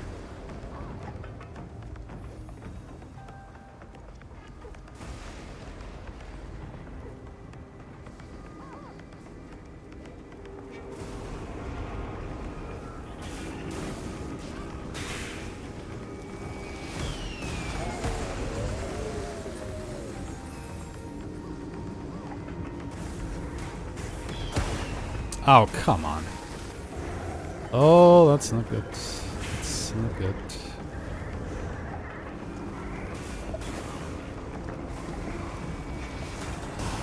Yep. That little enemy really screwed me over there.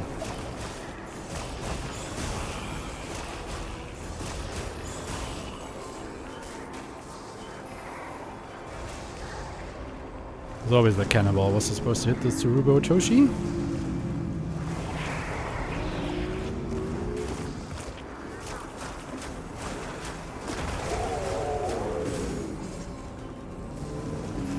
Alright, I salvaged it.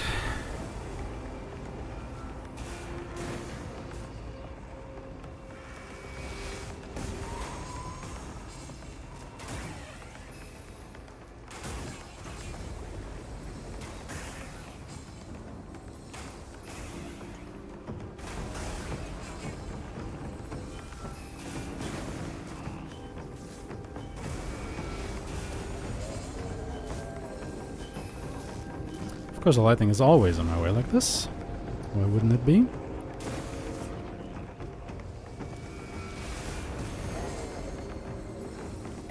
It's like it knows where you're going.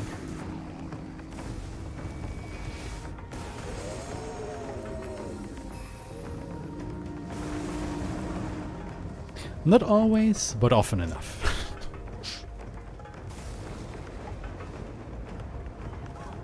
Also, if you're wondering what happened to Yoshiro in the meantime, you know, because she was just normally walking and dancing along the stages, and now she's on this little carriage there.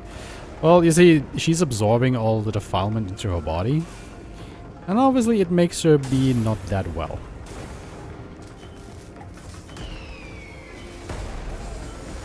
Got the whole Shadow of the Colossus thing going on here.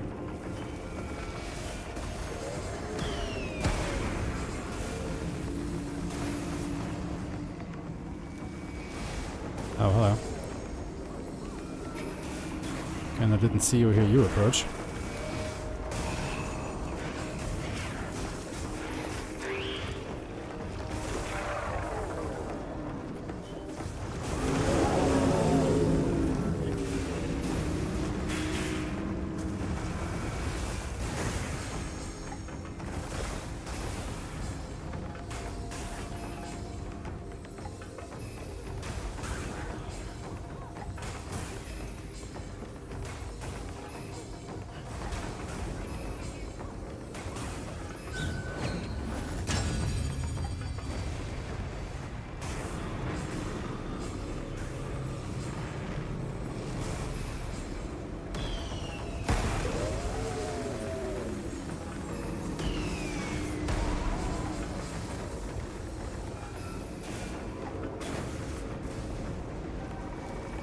But as you can see, this night is, or this level is quite a bit more involved than the last lake level we had.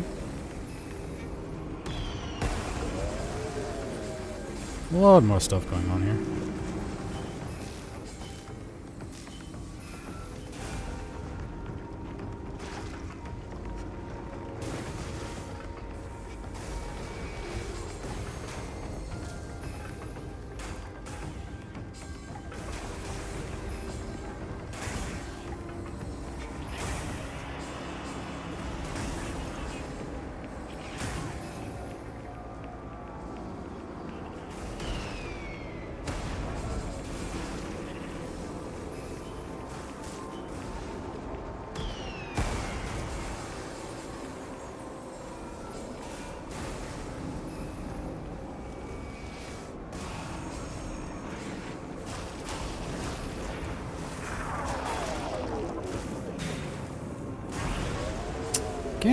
Damn it.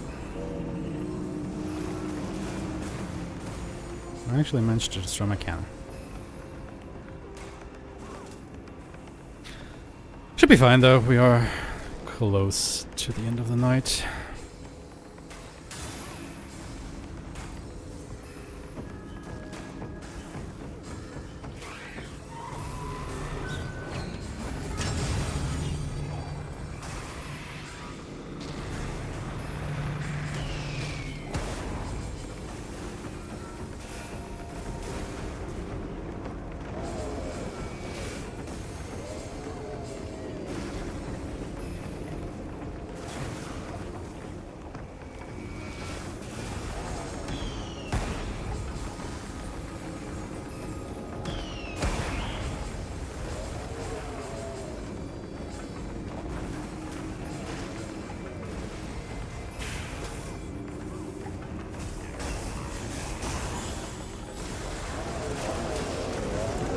There we go.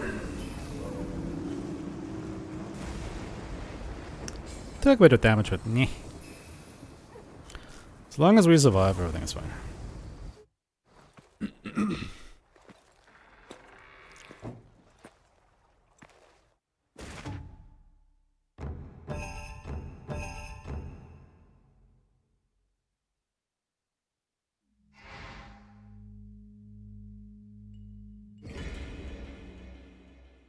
Okay, 3 more stages, including this one. And of course a couple more boss fights. Cannot forget about the boss fights. Well, this is another very hard one, the first part at least. If you're doing it solo. Because we will be right in front of this gate.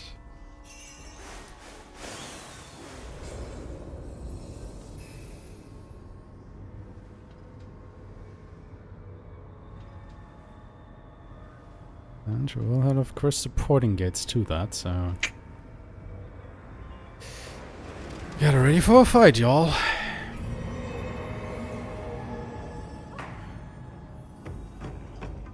Like, this is basically like Arashino village earlier. If you have a chance of dying, it's probably gonna be here.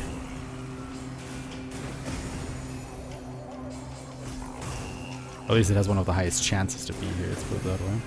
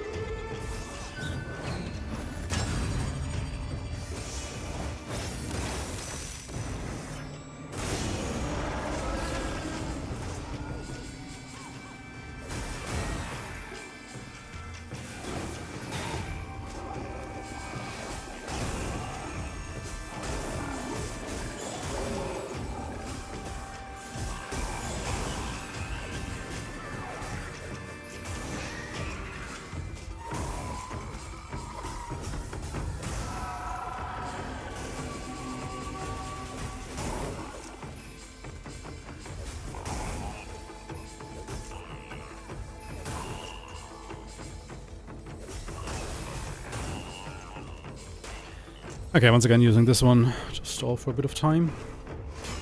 Try and give Kochin's ward the time to regenerate.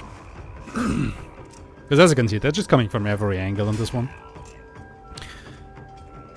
So it's really hard to defend from, well, 2 to 3 directions at once.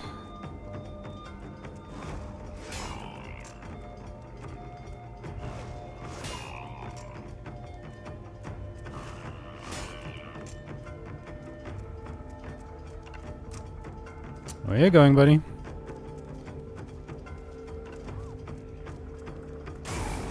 There. Dude didn't want to stick around. Oh. I think we should have regenerated long enough that once it gets dicey again, we have Kochin's ward already.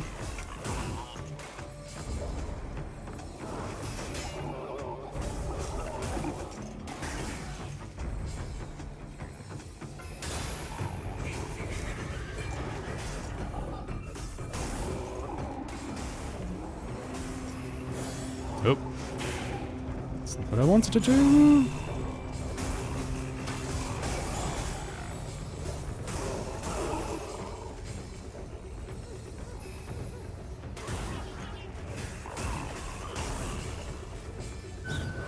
Yep, I'm dropping that now.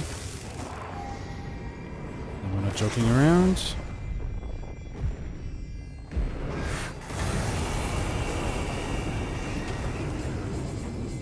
Just carving a path right through here.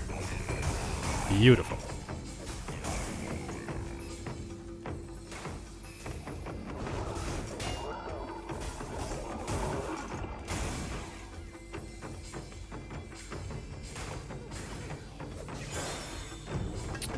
And the night is already over. Wait, okay. That was, pretty good. Honestly, that might have been the best that I've ever done this night in particular. I'll take it. Not complaining in the slightest.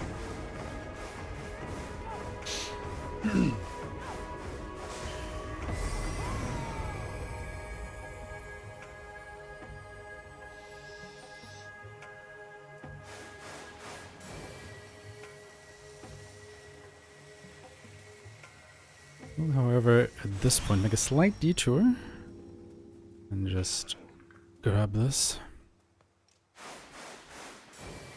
Make the coming night a little bit more relaxed.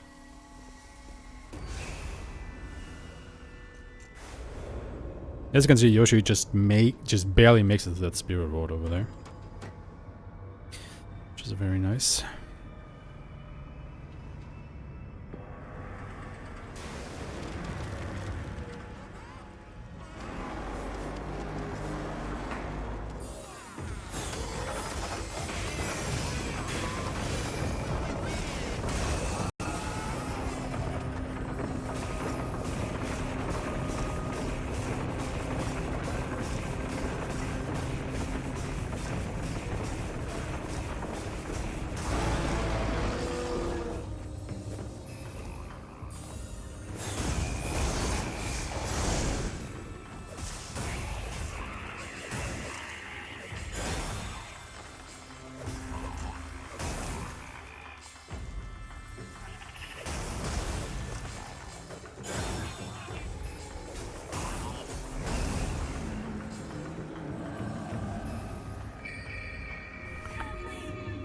Now, of course, the flyers, as you might imagine, just fly over the barriers.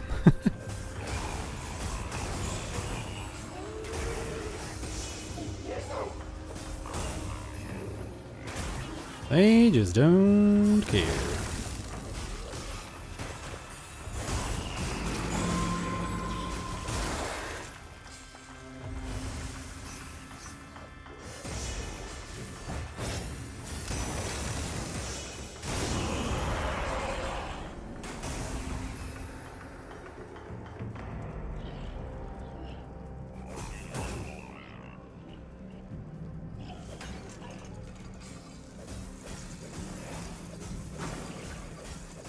Really only caring about this guy because he's starting to destroy the barrier. I don't want that, at least not from him.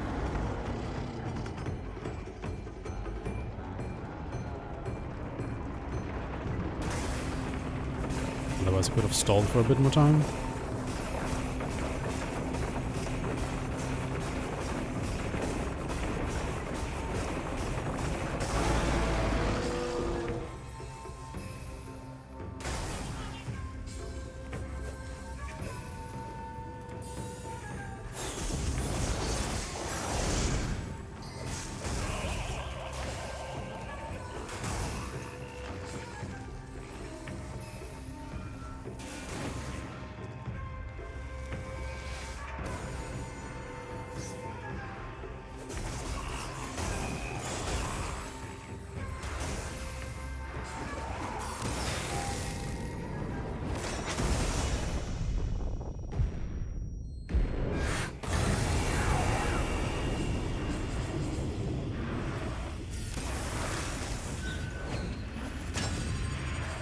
Shouldn't be needed, but you know, just in case.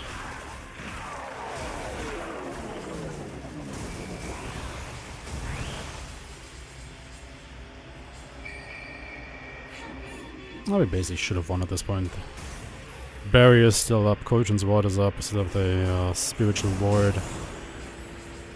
We are in very good shape.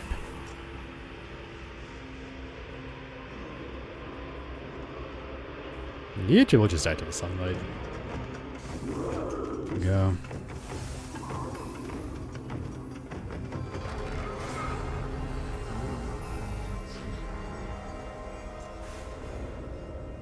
Alright.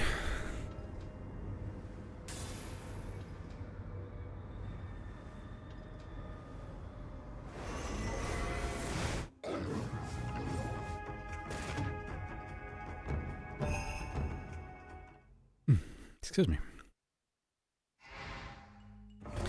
Another boss fight coming up.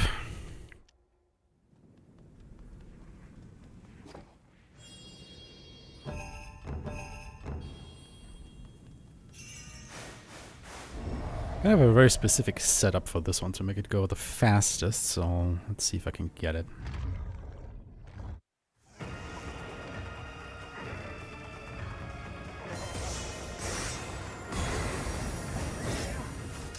Squaws, 4, 1, 2, 3, 4.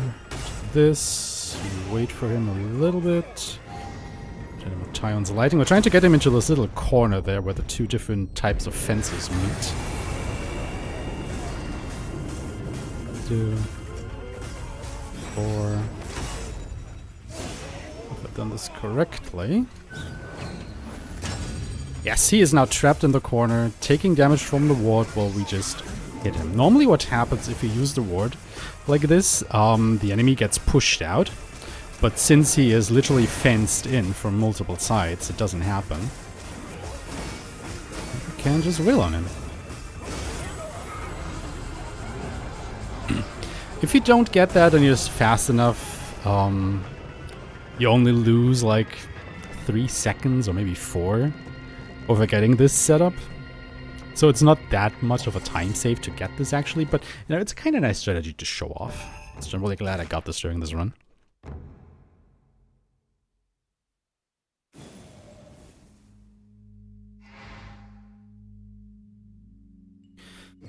Okay, then we're in the caves. As you can probably tell by the name, we are in a cave again, similar to the stage we had way earlier in the run, near the beginning. And once again, our visibility is kinda limited.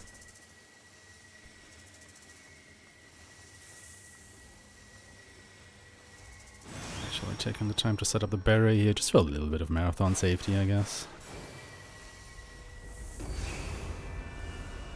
At least we got the second gate like right over there, so it's once again pretty good RNG. Easy to defend.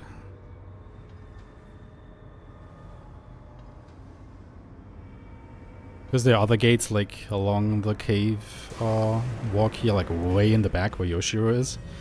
And that can make it quite a bit dicier to get this done, because this is one of the last stages, so obviously there'll be a lot of high-powered enemies that we have to defeat. If you two could actually bunch up, that would be absolutely fantastic.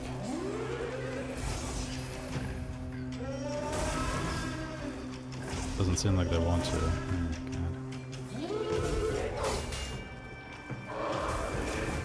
Oh, of course now he just goes away, that bastard. Now, this is going pretty poorly. Especially if I get hit by that.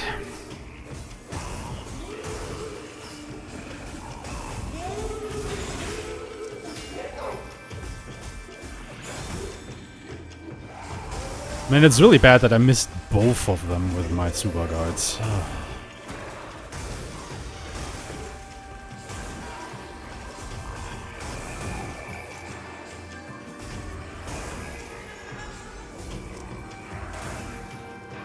Oh, with one Tsuba guard I did, I guess.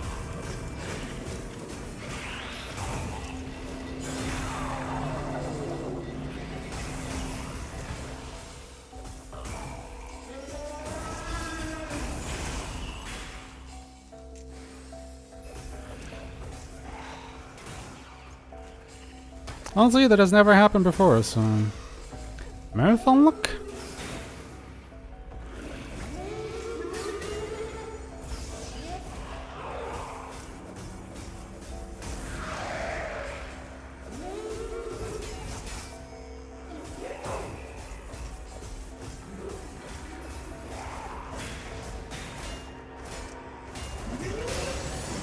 Oh my god, dude. Back off.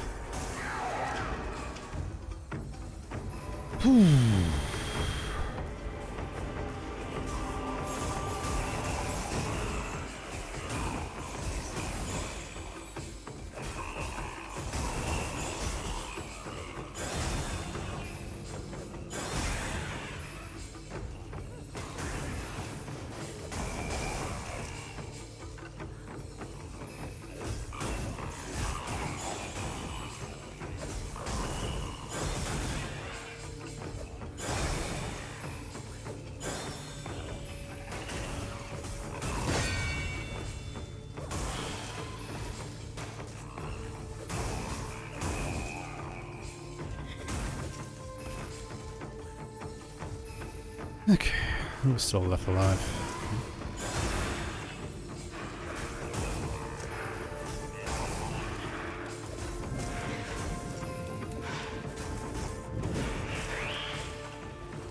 Hopefully that should be it for this night. Oh, say that. Then you kinda snuck by me. Oh yeah, they die already. Oof. Okay. That was unpleasant. But we made it.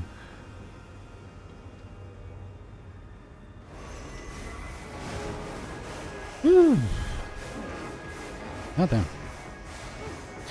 Like I said, you know, we are definitely in the end game now, and the stages can get quite dicey. Like, it might have looked easy so far what we've done, but let me tell you, it definitely is not. There's quite a bit of knowledge and whatnot into this run. Then, of course, you know, a speedrun should make a game look easy, right? It's kind of the point of it all, in a way. Just erecting this barrier. Yeah, okay, we have the gate back here, and then we are gonna be all the way over here. Again, nothing you can do about it. Grabbing that ration there just because I can.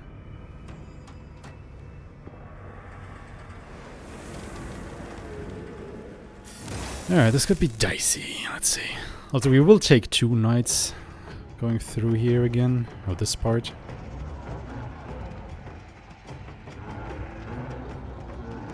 Because it's quite a big cave.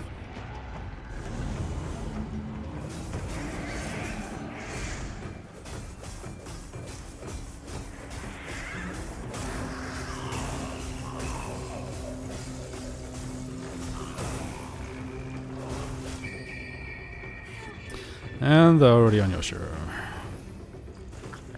Or close.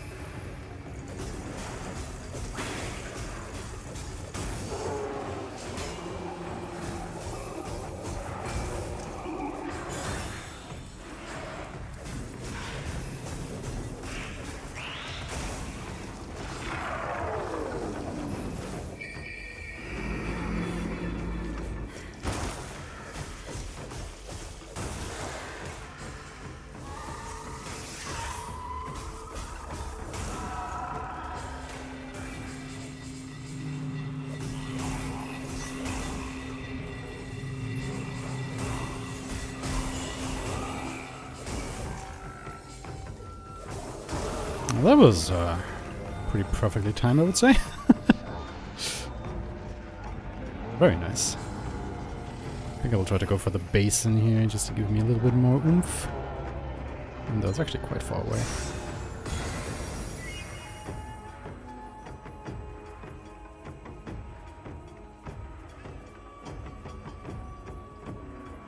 No enemies from here yet, okay.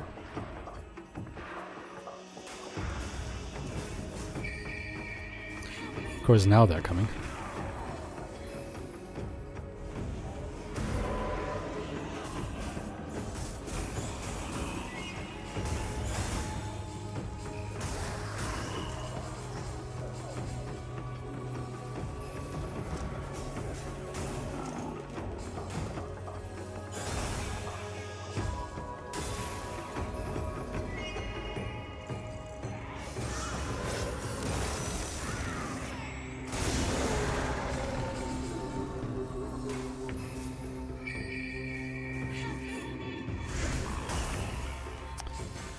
So I must have overlooked somebody back here.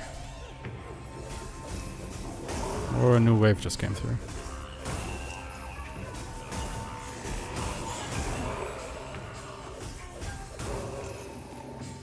It's always kind of funny if you point out that, you know, they die because of the sunlight, but we are in a cave, so... How does that work?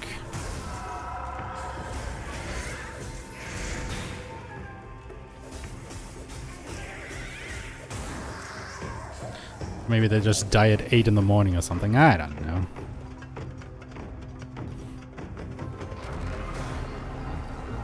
Sure, we'll make it up here.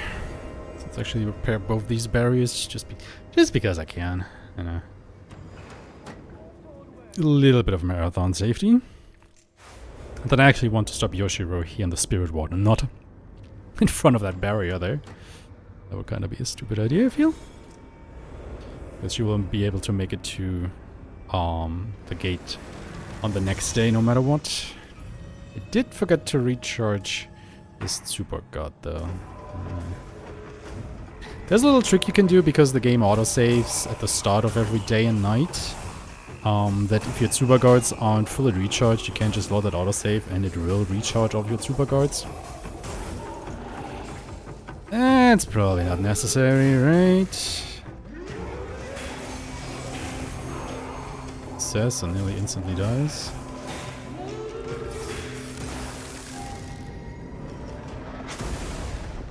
Does it kill me?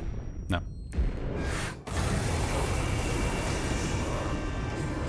Could have, huh?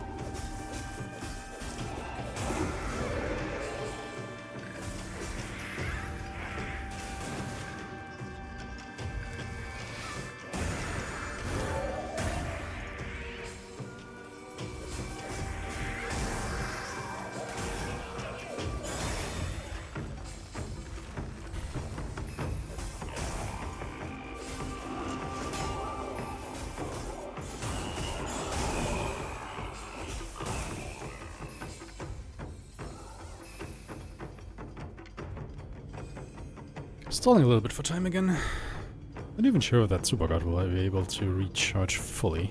Might actually not.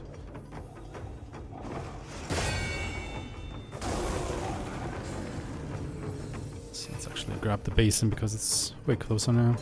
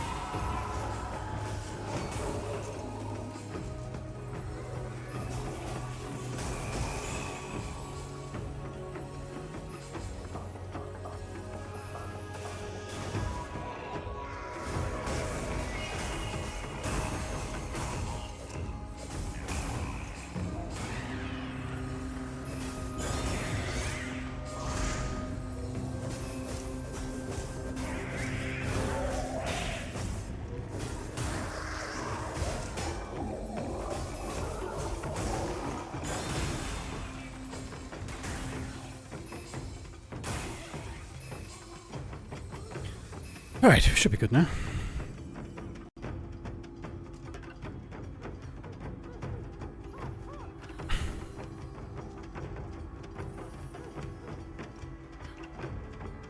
You can watch them dance a bit.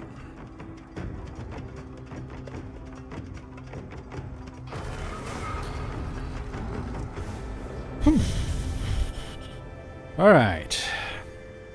On to the last stage of the game. After that, it's only boss fights.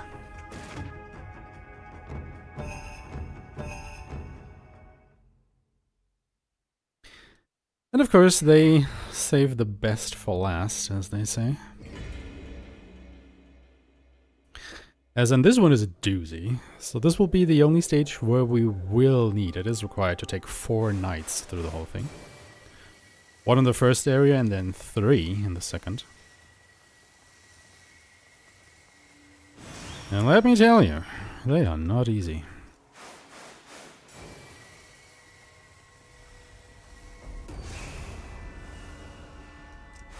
We do want to repair that gate because it's like a big barrier. You know, you've seen me erect them just recently in the wind caves. The Troy gates are basically the same, but they are way sturdier than the other ones.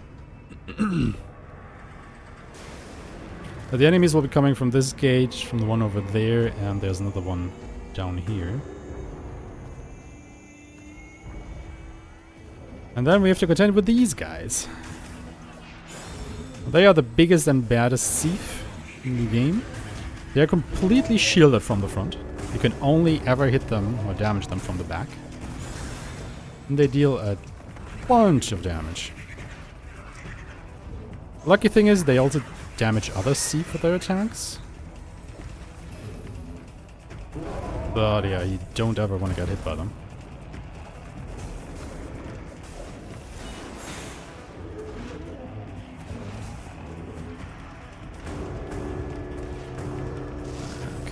Give it up and up.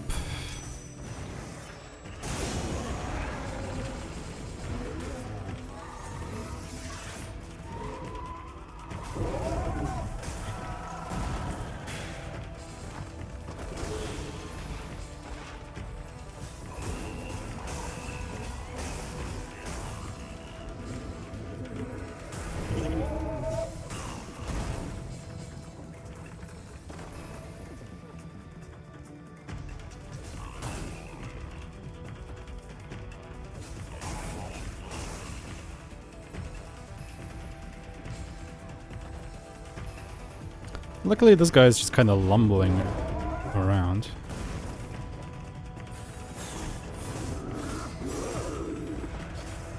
Works for me, honestly.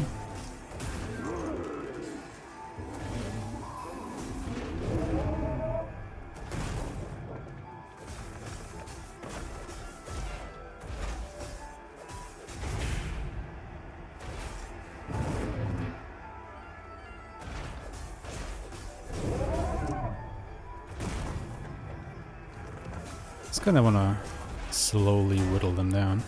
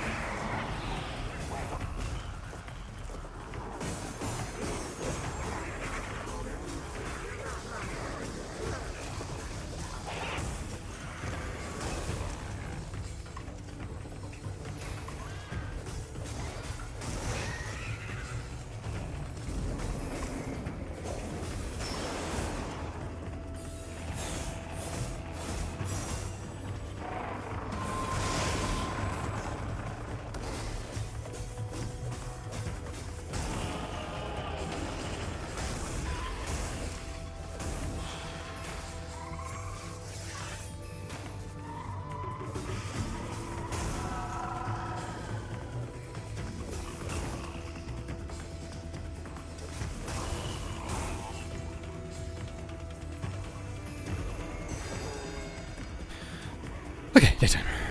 Made it.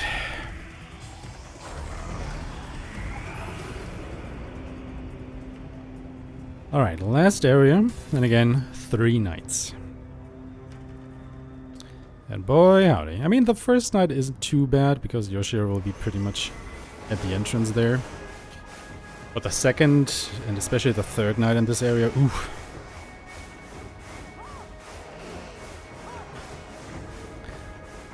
Those will be doozies.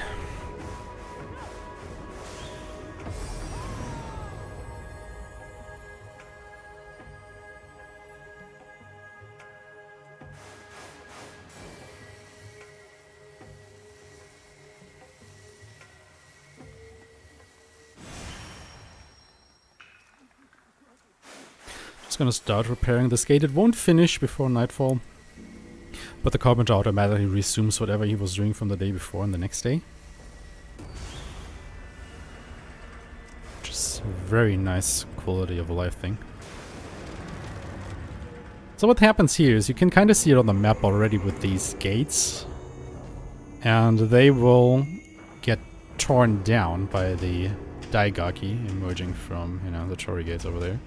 One after the other. Opening more and more avenues for them to attack Yoshiro.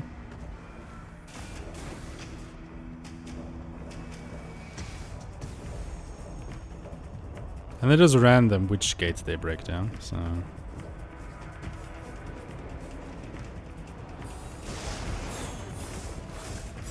It's always fun.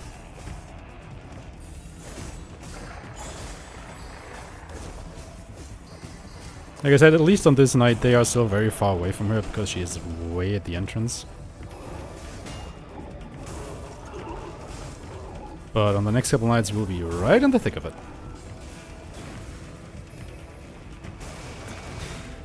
Oh, come on, really?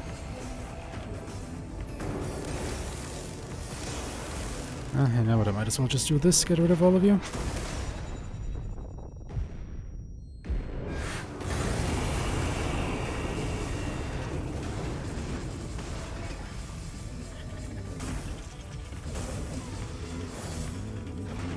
If we're ever in doubt in this game, Tyon's Lightning.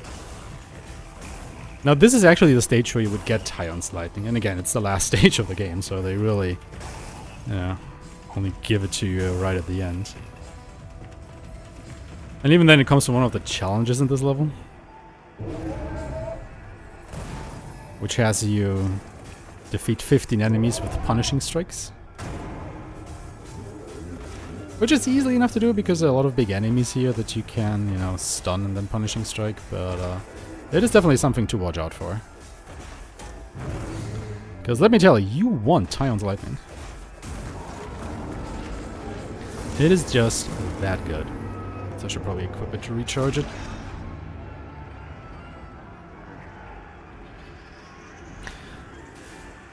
I mean, the night is basically over at this point. Like, I don't think any of these will actually make it to Yoshiro.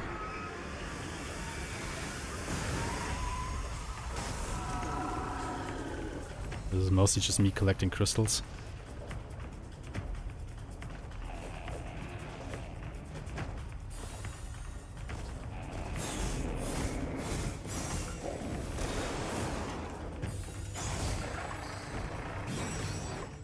Now this is a punishing strike once they're staggered.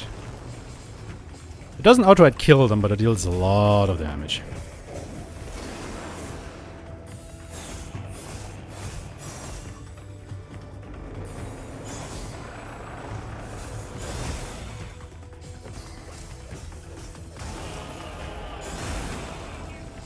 I don't know, the others will just die to the sunlight.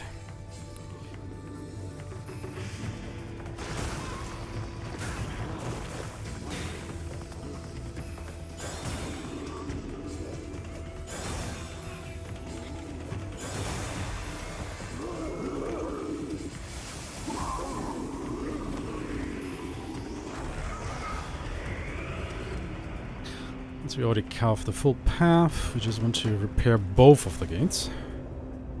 We have a little bit of a buffer here. Then we just fast forward to the next night.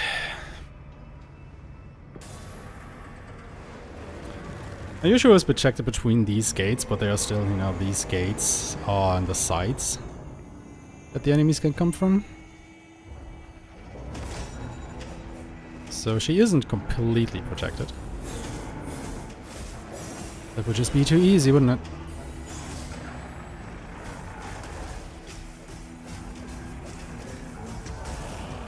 Now let's try to go for one of the sides first, just so I don't have to worry about it blindsiding me like this guy is trying to do.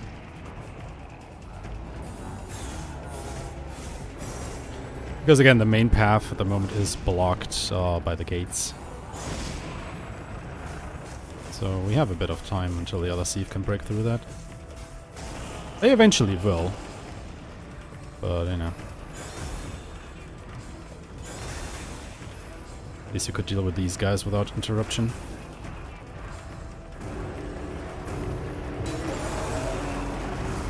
And I can see here they're already trying to break through.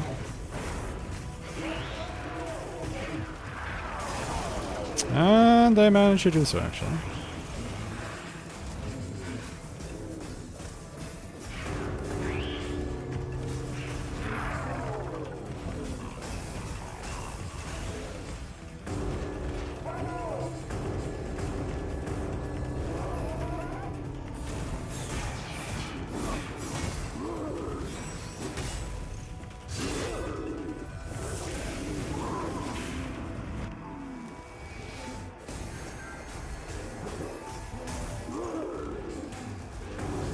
You please don't go into Yoshiro, thank you.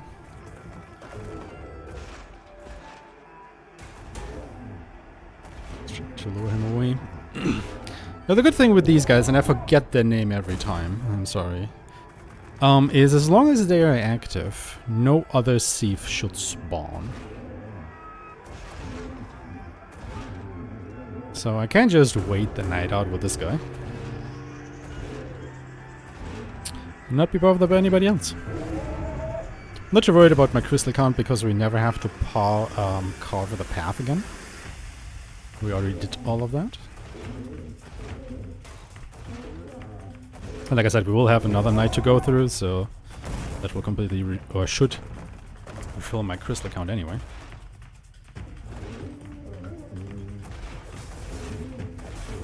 Just have to make sure that this guy doesn't get to Yoshiro and start attacking her. So I gotta keep him busy. Luckily all their attacks are, for the most part, telegraphed and pretty slow. So this just easily waltz the time away.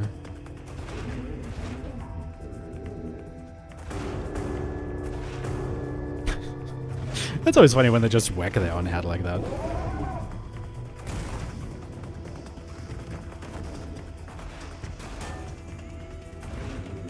Oh yeah, completely protected from the front. Okay, definitely want to repair this gate again. Once I can, and then we're on our way to the last day and the last night. I want Yoshiro in front of this gate. It's around here. Alright, the last night. And this one can be pretty dicey because, you know, she's very close to the other gate now, to the main gate now.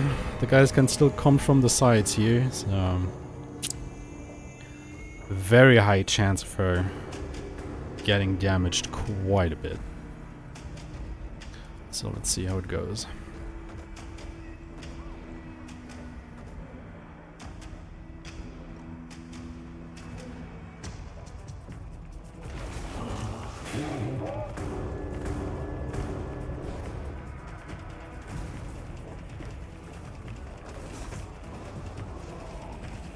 Strong Kochun's word. Oh, big guy's already here.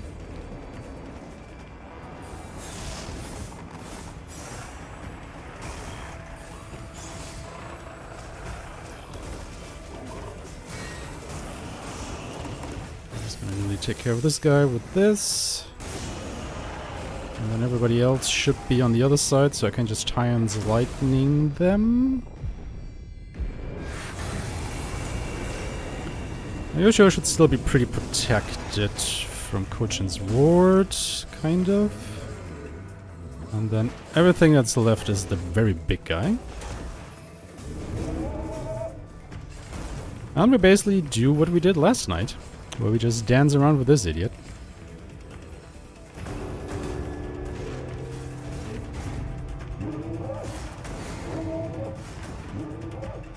Until the day breaks.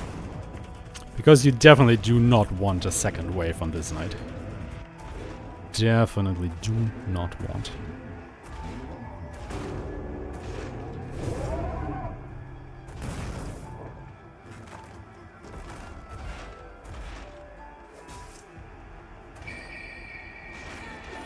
I was gonna say, who is near her? But it's just this guy. I thought I actually had forgotten an enemy.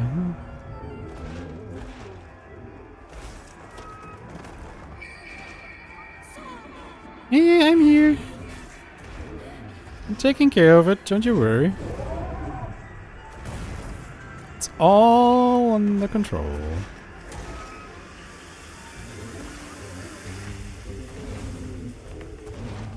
You can see sometimes he just, tries to turn around and go for Yoshiro, and then you just have to whack him a bit to get his attention back.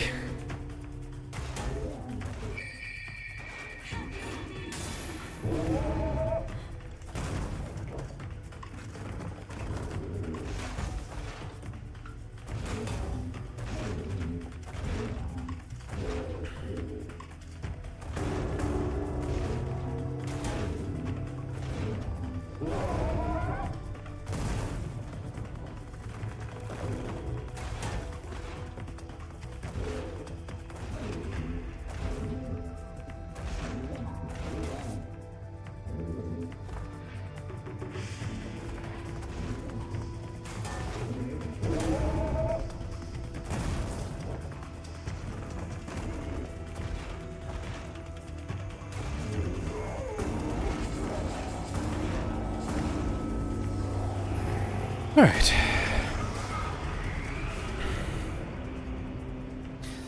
So yeah, this was the last normal stage. Now we just have bosses left to defeat.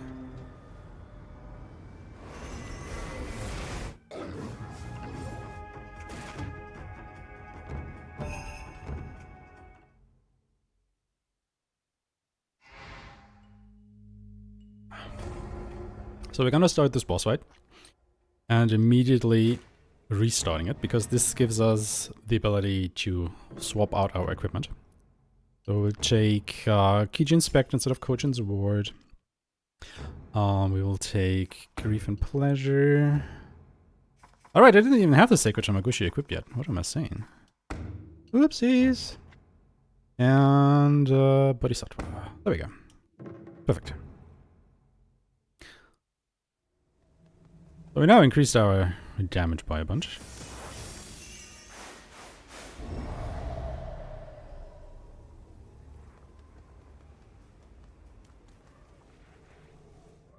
And melt this boss. Gonna summon Kiji Inspector, which is basically a doppelganger that does everything we do.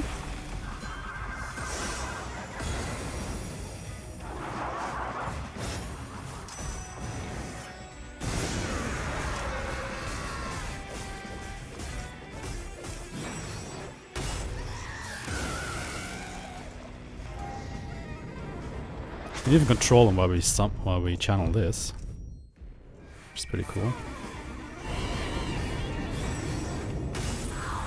Just kill him. That despawns all the enemies that were getting very close to Yoshiro there.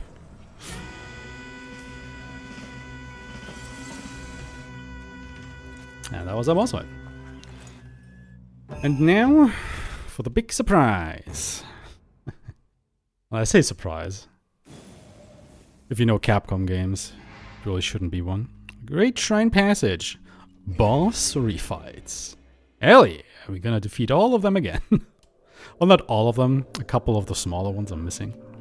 But like, you have to fight all the major bosses again. Let's get up to it. Mostly the same strategy as before. So we start with Mukadejoro. Immediately, Byaku's Claw to stun him. Run up to his face. It's barely visible up here, and Tyon's Lightning, and it should kill him. If I don't miss again.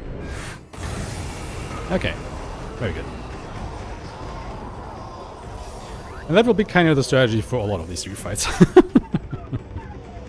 Because now we've equipped even more talismans that increase our damage. We deal, well, more damage, making these boss fights go even faster. Like, we had a couple equipped that, decreases the crystal cost that we pay for carving the spirit path and stuff like that. And since we're not doing this anymore, since we've done all of those stages, we don't need that. So we're just going for this.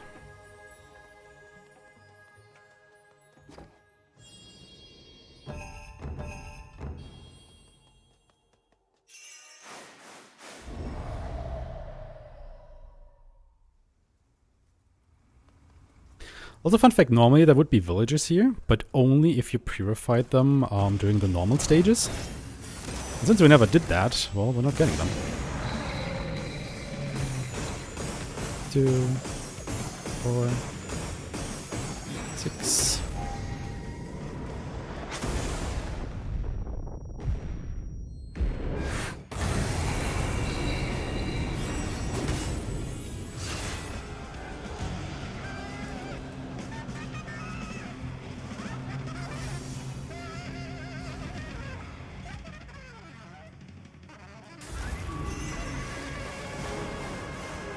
Saxophone man going absolutely bonkers on his instrument here.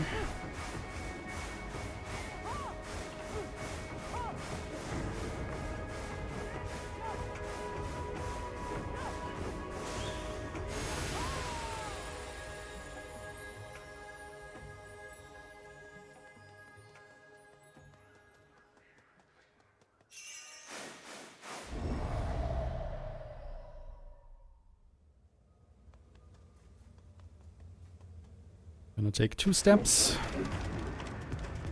Byaku's Claw. Immediately into Tion's Lightning. I think I should have hit him once between, actually. Yep. One short strike away.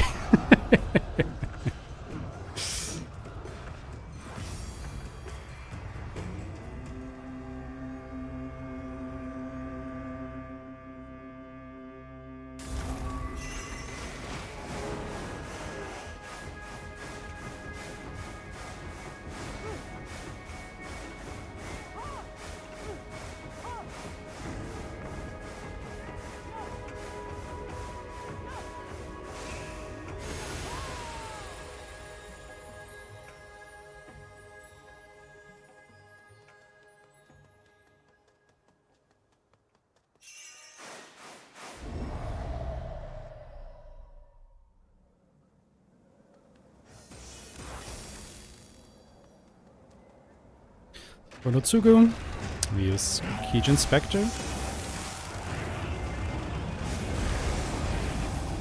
And straight into Tion's Lightning.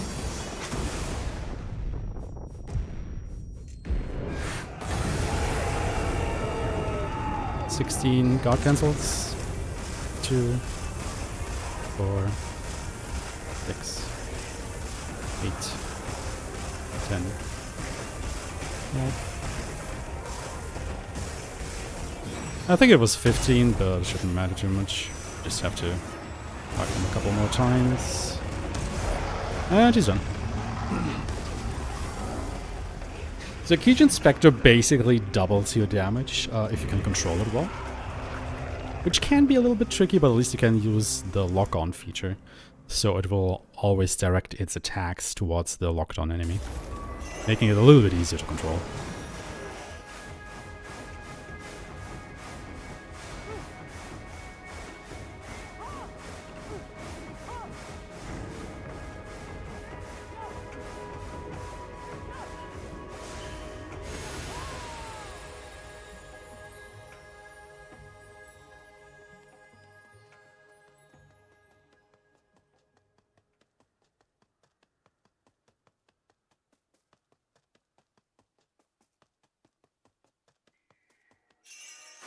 All right.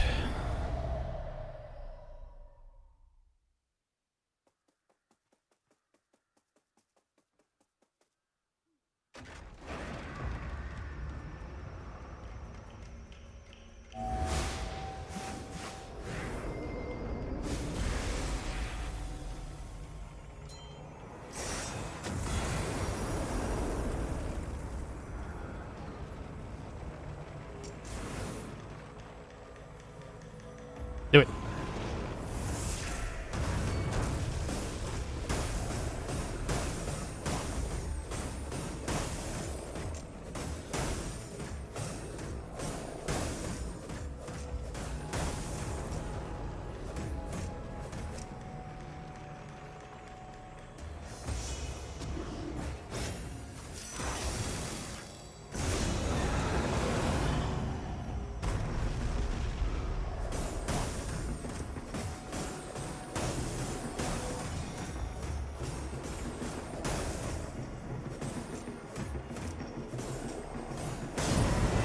Alright, 2-cycle, nice. Very good. A little bit slow, but not too bad. If you get a 2-cycle, that's perfectly acceptable here. Alright, 2 more fights here to go.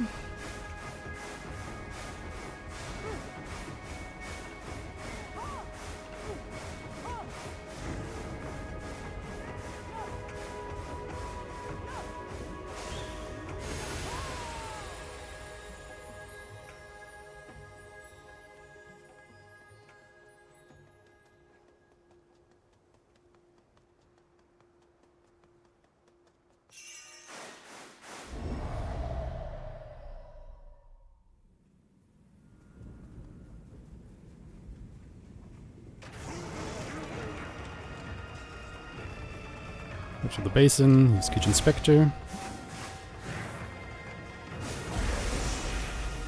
Use the basin. Into Rakubo, Beckle's Claws.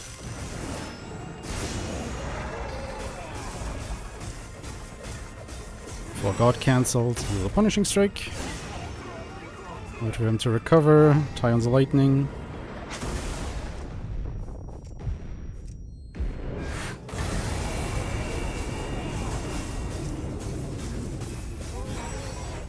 And done.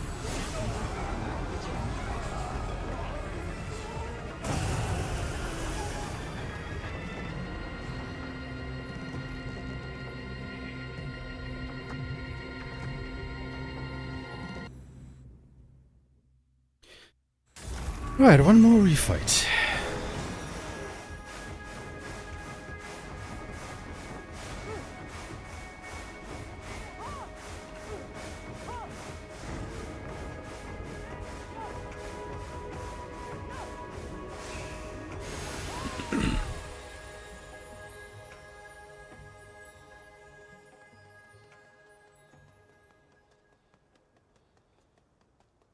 And that is of course against the boss that we just defeated before coming here, Yatsukage. And we will just use basically the exact same strategy because nothing's changed. Like, at all. Start with Kijin Spectre.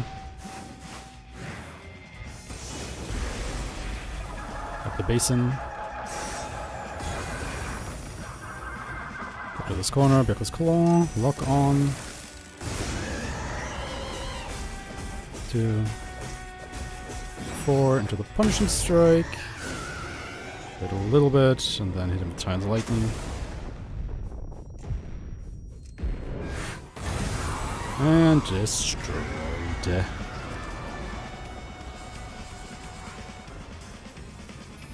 Alright, that was all the boss refights, so we are now into the last 2 bosses of the game. After we purify this, obviously. Don't forget about that. And we will actually use villagers for them. So you will actually see what it's like to use them. Like, right at the tail end. Because the game actually, well, it doesn't force you to use them, but they will always be there. And one of the biggest damage increase talismans that we had only works if there are no purified villagers nearby.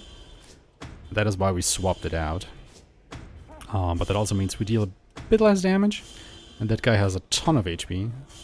So we do like to have the help. Now we're only making them the base woodcutters, because these are basically the highest DPS class if they can just do their job. So let's see if we can all empower them to do that.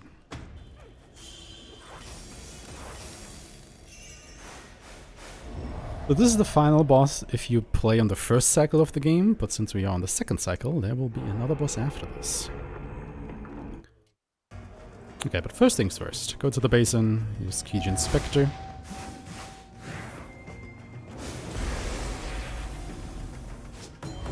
Tell them to attack. Lock on. Beckle's Claw. Try to walk away. Whack him.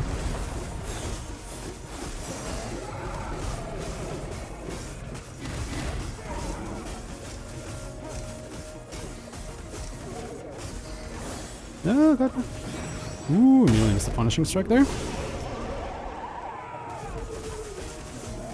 Whack him a couple more times until he jumps away, so we know where he'll land. He's here, so we're just gonna Titans Lightning here.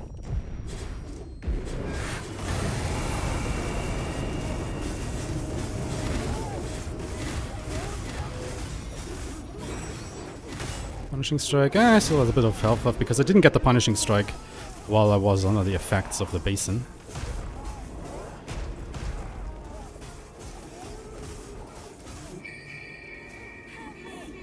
Bit of damage lost there, sadly. Come on. Okay. Second phase. Immediately summon Kijun Spectre again. Evade the attack. Lock on for the Spectre, Byaku's Claw. Immediately go into Titans Lightning.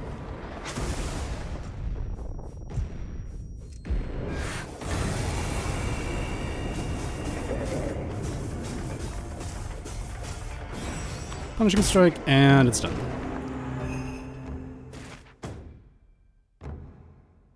And now for the final boss fight. Like, this boss fight only shows up on New Game Plus and beyond, and it is quite the doozy. We actually managed, or fiddled around with our strategies for quite a while here. And we now have a strategy that absolutely uses none of the villagers anymore. However, just for safety reasons, because I'm not that familiar with it just yet, we will go with the villager strategy. You can go all woodcutters. I like to bring one aesthetic, just in case it actually triggers their ability, which slows down the enemy and lowers the defense, which is very nice. Though it's not guaranteed that it will happen. This will look similar to what we just did against Nanamagari, but we'll see. We'll start the fight.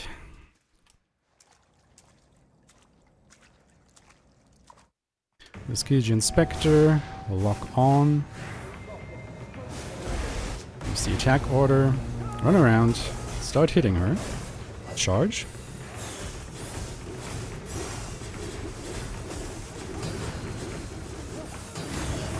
Ah. Bit bad there. Okay, it's very bad. Okay, she got staggered. 3, 4, 6, 7. Hit her. And we want to get her health somewhat to where Yoshio's health bar starts.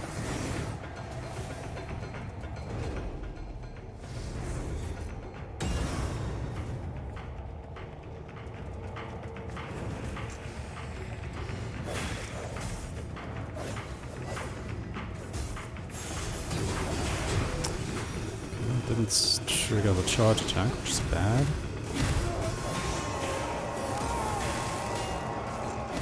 Okay, I guess this is where we tie on the lightning then. Well, this fight is going a little bit awry. Should manage. 2, 4, 6. So this should still put her into the... This should skip the third phase of the fight and should put her straight into the fourth one. Yes, it did. Okay, cool.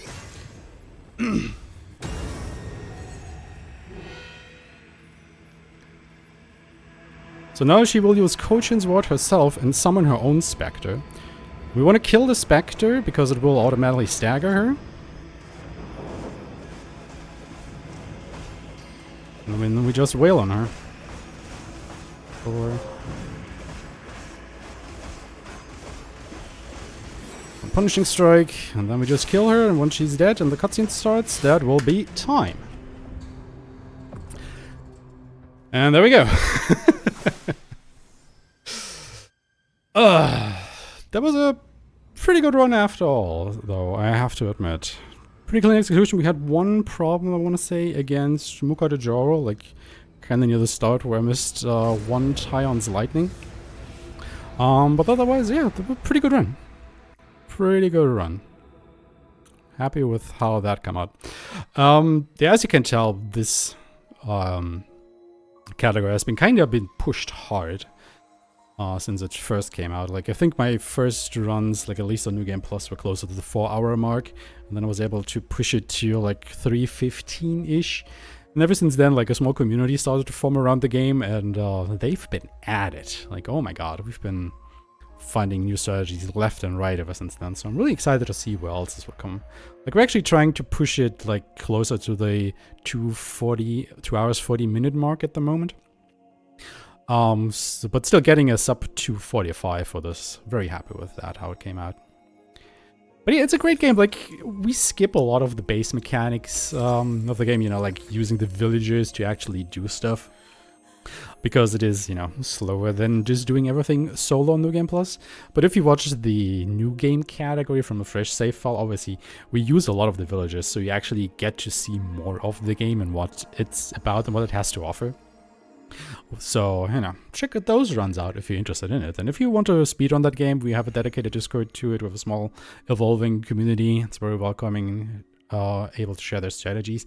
And even if you don't want to speedrun the game, just, you know, give it a try. Like, this is a really neat experience, a great game. And you don't really see it often for like a big game developer, a big video game publisher nowadays to put out such a creative game. You know, it makes me really hopeful for what Capcom is up next, and all of the games are coming from them. I'm looking forward to it. But yeah, if you want to watch more of me, you can find me on Twitch at Aeshmah with an underscore at the end. I mostly run samurai-themed games, you know, like this, like Ghost of Tsushima, like Onimusha, and quite a few others. So if you're interested in that, you know, do drop by. I'll be happy to see you, and yeah, good luck to the rest of the runners for this event, of course. We are watching UKSG, and there is more runs to come. The live runs will also return soon in the morning. You can see, like, down here when that will be the time. So good luck to all the rest of the runners. Enjoy your watch of UKSG, and I hope to be back in person at one point. And see you all there live. Until then, everybody. Bye-bye.